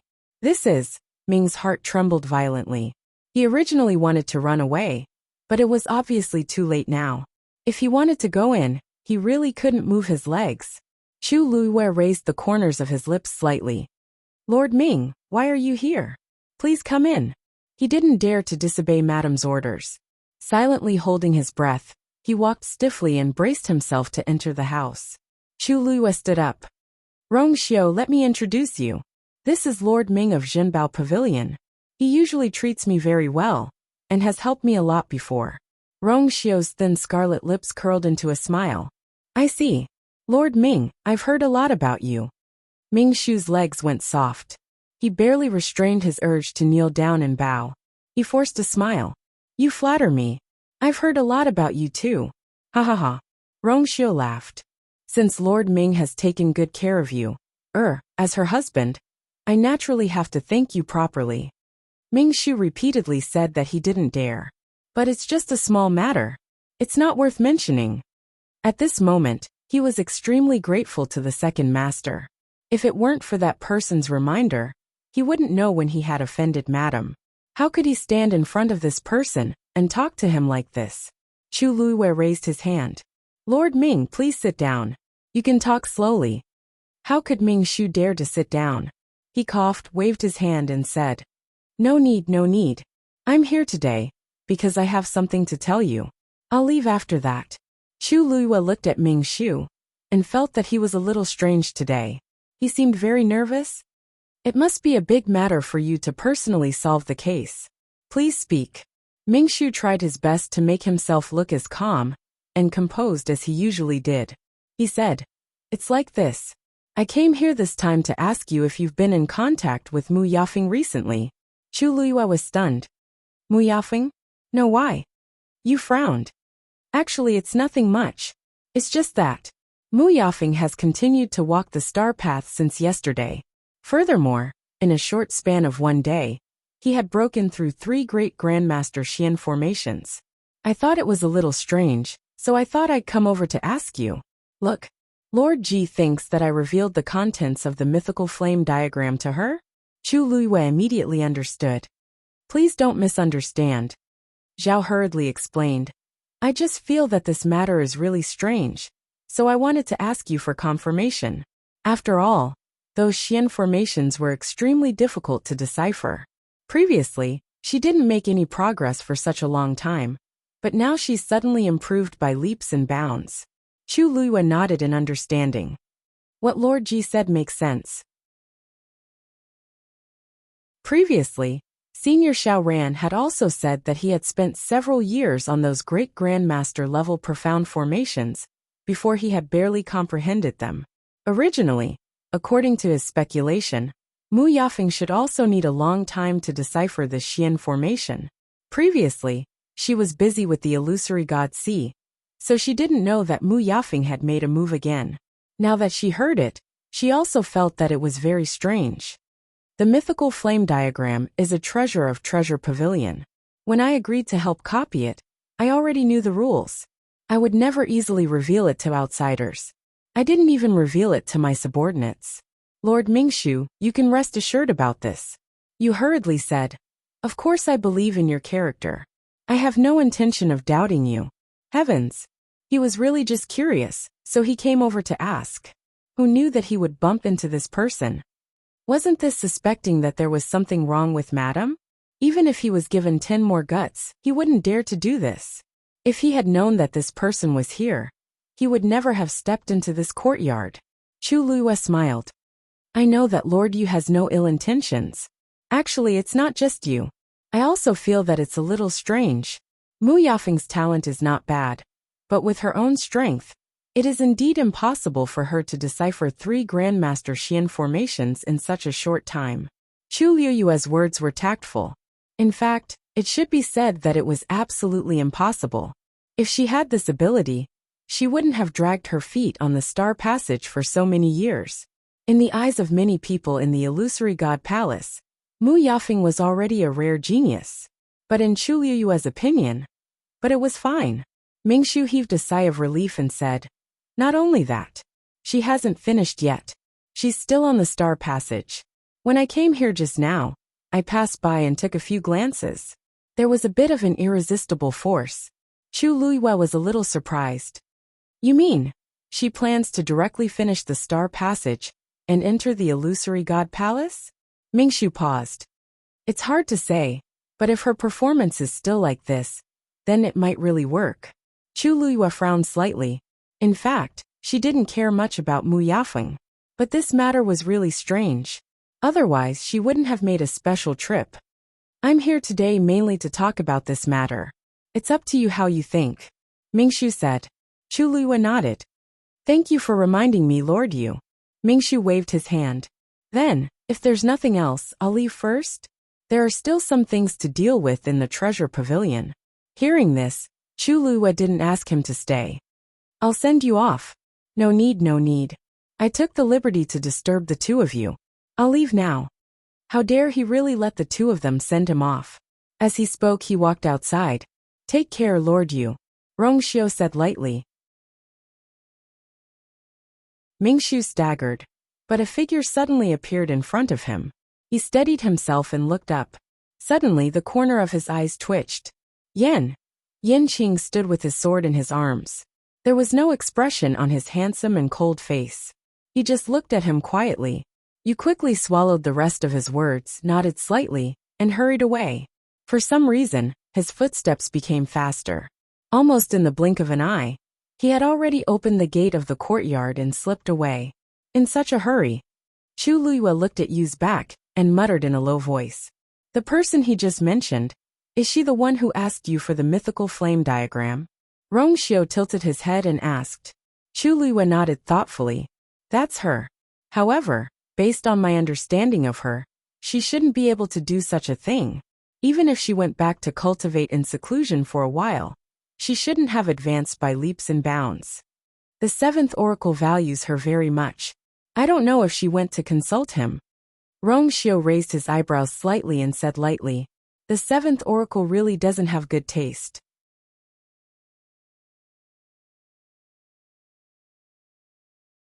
Chapter 23:18. His tone was light and indifferent, extremely natural. Chu Liyue glanced at him, wrinkled her nose and smiled. There aren't many people who dare to say that the 7th Divine Emissary has no foresight. The Divine Emissaries had a very high status in the Illusory God Palace. Many people would be extra careful when talking about them, let alone such a straightforward judgment. Rongxiu bent his finger and lightly scratched her nose. Am I wrong? He's a Xian master himself. It's impossible that he can't see my Yuer's talent. Chu Liyue shrugged and sighed. Isn't it because you don't have a bloodline totem? From the first day she came here, she deeply understood how much contempt and ridicule she would face without a bloodline totem. Rongxiu's eyes narrowed slightly as his finger lightly brushed across her forehead. Chu Liyue's heart moved. She leaned closer and whispered, Rongxiu, the infinite divine dial, can only test people with bloodline power? Rongxiu looked at her. After a moment he said, of course. Bang! A stream of light flew up and quickly bloomed into an extremely brilliant Xian formation. Mu Yafeng looked up with unconcealable excitement in her eyes. The 4th one. This was already the 4th Xian formation she had cracked in a row on the Star Road this time. And it only took her less than 2 days. Not far behind her, many people were watching. Seeing that she had successfully cracked another Xian formation, the crowd instantly became restless. What's wrong with Mu Yafeng? Why did she suddenly become so powerful? The further she goes, the more complicated the Xian formation is. I remember that she was trapped in a Xian formation for a long time and couldn't crack it in the end. So she had no choice but to give up. How long has it been? She's back again and her progress is so smooth. Her talent has always been outstanding. Maybe she suddenly had an epiphany. If this continues, she can really comprehend all the Xian formations and officially enter the illusory god palace, right? I thought it would be Shang Guanyu. Haha. What a joke. Shang Guanyu is very powerful, but she doesn't have a bloodline totem. It won't be her turn, right? That's true. But other than that, she's really powerful. Didn't you guys hear that she went to the illusory god ocean and came back safe and sound? She even beat Nanjinshu. If she didn't have the confidence, would she dare to do that? Mu Yafeng was in a good mood when she heard the envy and admiration of the people in front of her. However, the name that appeared later caused her eyes to turn cold. It was just because he had some talent that he dared to act so recklessly. I heard she was because she made demands of herself as the second divine emissary of God to the illusory god. She is really arrogant. The second oracle could tolerate her once or twice, but it was hard to say what would happen if she did it too many times. Mu Yafeng shook her head, dispelled the messy thoughts in her mind, and continued forward. This time, no matter what, she had to complete the star path and enter the illusory god palace. In the courtyard, Rong Xiao and Chu Luiyue sat facing each other. A translucent chessboard floated between them. On it, the two chess pieces were fighting fiercely. Chu Luiyue stared at the chessboard and rubbed her chin. Ever since she read the mythical flame diagram and officially broke through to the great grandmaster realm, her Xian formation cultivation had improved greatly. But after fighting with Rong Xiao, she felt a deep sense of defeat. Now, no matter where she went, there was no way to reverse the situation. She was at the mercy of others. Master, there. Go there. An anxious voice came from behind her. Chu Luiyue looked back helplessly. Little Hachi, how many times have I told you not to speak while watching the game? Can't you just paint your nails in peace? Little Hachi pursed her red lips and waved her hand. How can I be at ease when Master can't win? Look, it's all messed up. Chu Luiyue, are you complaining that your master is not good enough? Little Hachi narrowed her eyes and quickly smiled. Of course not. I'm doing this for your own good. Look, you've played with His Highness for so many years, but you've only won a few times. Chu Luiyue, I remember this clearly. I really don't need you to remind me. She raised her chin. You want me to go there? Little Hachi's eyes lit up. Yes. Then watch carefully. Swoosh. Chu Luiyue flicked her finger, and a piece condensed from divine power flew out and landed on the spot Little Hachi pointed out. Rong Xiao's eyes were calm as he placed a piece. It was as if a sword had slashed down and completely sealed Chu Luiyue's last path. Chu Luiyue spread her hands. Did you see it clearly? If we do as you say, it will only make your master die faster. Little Hachi shrank her neck guiltily. Ahem, master. I haven't been learning for long. Of course, I can't compare with you and His Highness. I promise I won't say anything next time. Chu Luiyue said. You said the same thing last time and the time before that. Little Hachi pursed her lips and made a sewing gesture. Chu Luiyue gently knocked her forehead. You won't remember it anyway. She was used to it. Little Hachi's eyes were filled with tears. She really wanted to help her master win. At this moment, Shijing walked in from outside.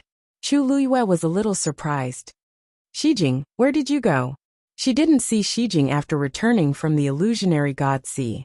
Roy bowed to them one by one before explaining. Master, I went to the thunder pool. Chu Luiyue was slightly stunned. Isn't the thunder pool sealed? Now there shouldn't be anyone in the illusionary god palace going there. Shijing chuckled. Yes, but I just went to the shore to take a look.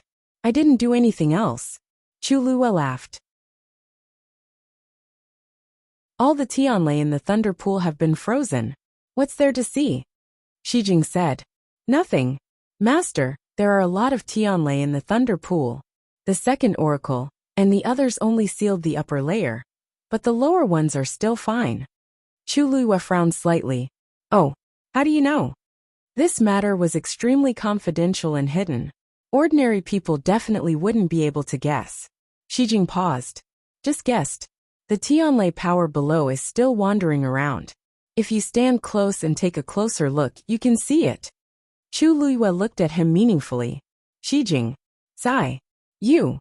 Chu Luiyue was about to speak when Sini suddenly pushed open the door and came out. Master. Seeing that his expression was different from before, Chu Luiyue knew that something must have happened, so she immediately asked, "What's wrong?" Sini came to her. Shi Han sent a message saying that they met Jiu Long and Shi Yan in the god-slaying tomb. What? Chu Luiyue was shocked and stood up. Because she was too shocked. She didn't notice that Sini didn't call the two oracles, but directly called them by their names.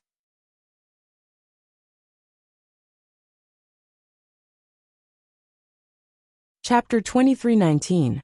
God-slaying tomb. What are they doing there? Chu Luiyue had thought of many places, but she had never thought of the god-slaying tomb. A thought suddenly flashed through her mind. Could it be that the last Guqin score was in the god-slaying tomb? But that couldn't be right. Back then, she had finally gotten the second Guqin score from Senior Ajing in the god-slaying tomb. If the third one was there, how could he not know? Her brows were tightly knitted together. Rongxiu asked, "Did you just get the news?" Sini nodded. He could contact everyone in the 13U. After getting the news, he immediately came to Chu Luiyue. Of course, he knew how important the last Guqin score was to Chu Luiyue. Chu Luiyue pondered for a moment, and suddenly thought of a question. Why is Shi Han in the god-slaying tomb? You just said them. Who else is with him? Sini said, an old six. It seems that they went there to help old six break through. But they didn't expect to run into those two.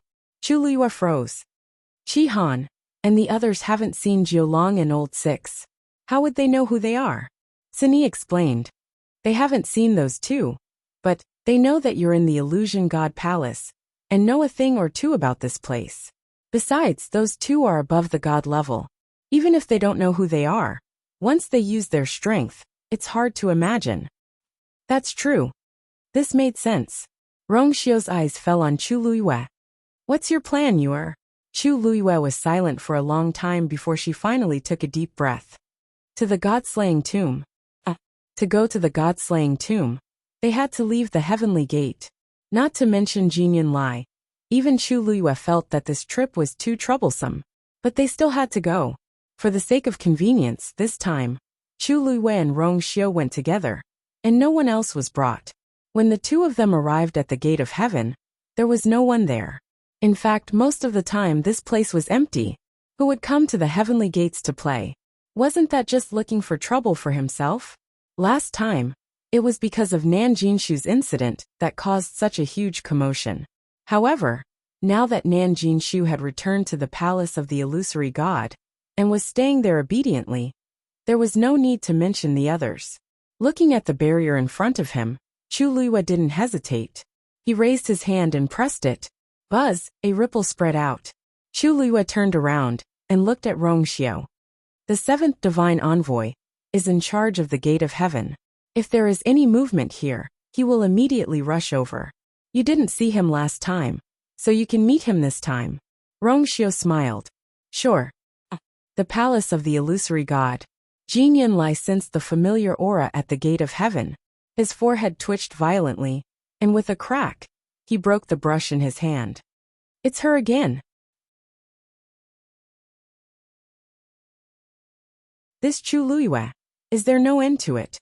Last time, he said he was going to invite the weapon refining saint. Last time, he said he was going to see Nan Jinshu. What is it this time?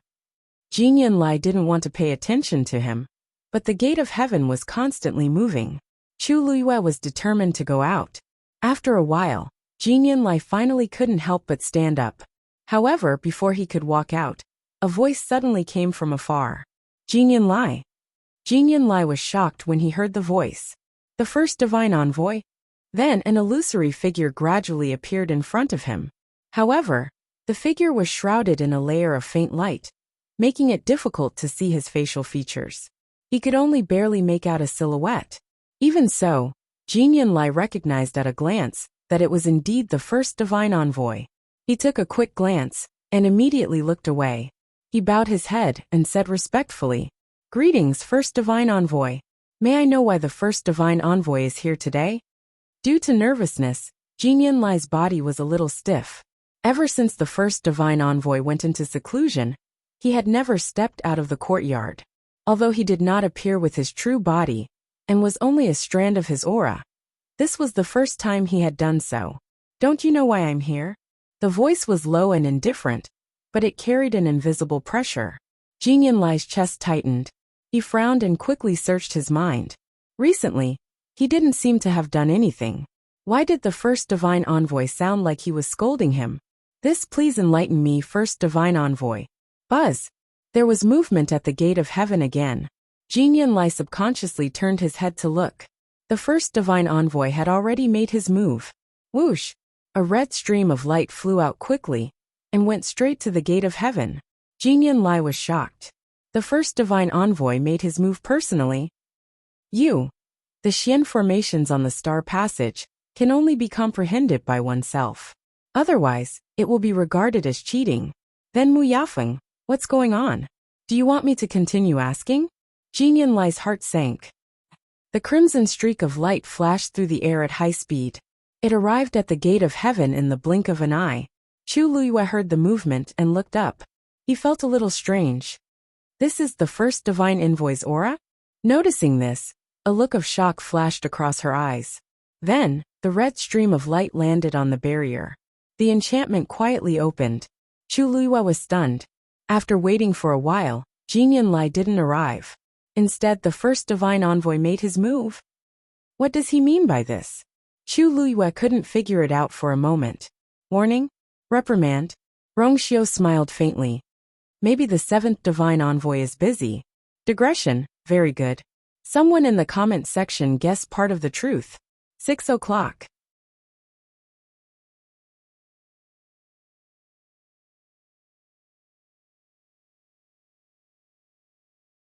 Chapter 2320. When Jinyan Lai did not show up, Chu Luiyue did not pay much attention to it. However, when the first god emissary suddenly made a move, she was very surprised. Could it be that he finally decided to come out of seclusion? But something like opening the gate of heaven. It seemed that no matter what, it was not his turn to do it. Rongxiu held her hand. There's no time to lose. Chu Luiyue retracted her gaze and gently nodded. The two figures quickly disappeared outside the gate of heaven. After a while, the barrier reassembled and was very calm. Chu Luiyue's departure did not attract the attention of the people in the illusory god palace. On one hand, many people's attention was on Mu Yafeng. On the other hand, the movement in the gate of heaven was too small. From the beginning to the end, only a short period of time had passed. Only the divine envoys who were guarding the various locations raised their heads in astonishment when they sensed this fluctuation. This is the first god emissary made a move. More importantly, he seemed to be at Jinyan Lai's residence. In an instant, several god emissaries immediately moved out and headed towards Jinyan Lai's direction. The first god emissary had been in seclusion for several years. Now that he finally made a move, they naturally had to go and check it out. Illusory God Palace. There was dead silence in the huge room. Jinyan Lai stood there with her fists clenched. Most of her strength seemed to have been sucked out of her body. Even opening her mouth to speak was difficult. Her face was pale, and her lips trembled slightly. She felt as if she had fallen into an ice cave. Every word of the first god emissary's questioning was heavy and cold. After a long time, she finally found her voice. I just gave her a little reminder. A little reminder? The first god emissary asked. Jinyan Lai closed her eyes and finally said dejectedly, Yes. I intentionally helped her. The gate of heaven will only open for a year. If she is unable to comprehend all the Xian formations on the star path before the deadline, and enter the illusory god palace to ascend to the heavens, then she will have to wait for another 10,000 years. A few months have already passed, and she is still trapped in those Xian formations. I just feel that her talent is not bad. It is a pity to wait so long. Who in the illusory god palace didn't wait like this? The first oracle let out a rare laugh, as if he had heard a joke. Xiao Ran has already been stuck in the last few profound formations for 30,000 years, but I don't see you helping him. Jin Yunlai could hear the dissatisfaction in the first oracle's words. But Xiao Ran was Xiao Ran after all, and Mu Yafeng was different. First Divine Envoy. Ever since I took control of the Star Path, no one has successfully walked through the Star Path and entered the illusory shrine. This period of time was truly too long. Many mystic cultivators had already lost their confidence, and fewer people were even trying. If this continues, that's because they don't have the qualifications to enter the illusory God Palace.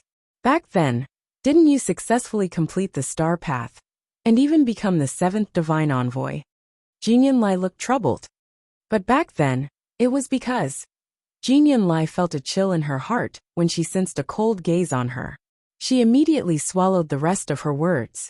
After a long while he said, This is Yunlai's fault. Yunlai will accept any punishment given by the first oracle. But there are some things that I have to say. Mu Yafeng is the most talented mystic cultivator in the illusory God Palace in the past 10,000 years. If even she can't do it, then there's no need to talk about the others. If I have to choose to help someone ascend to the heavens and become a god, I will still choose her. You also understand the situation of the profound formations on the Star Path. The further you go, the more difficult it is.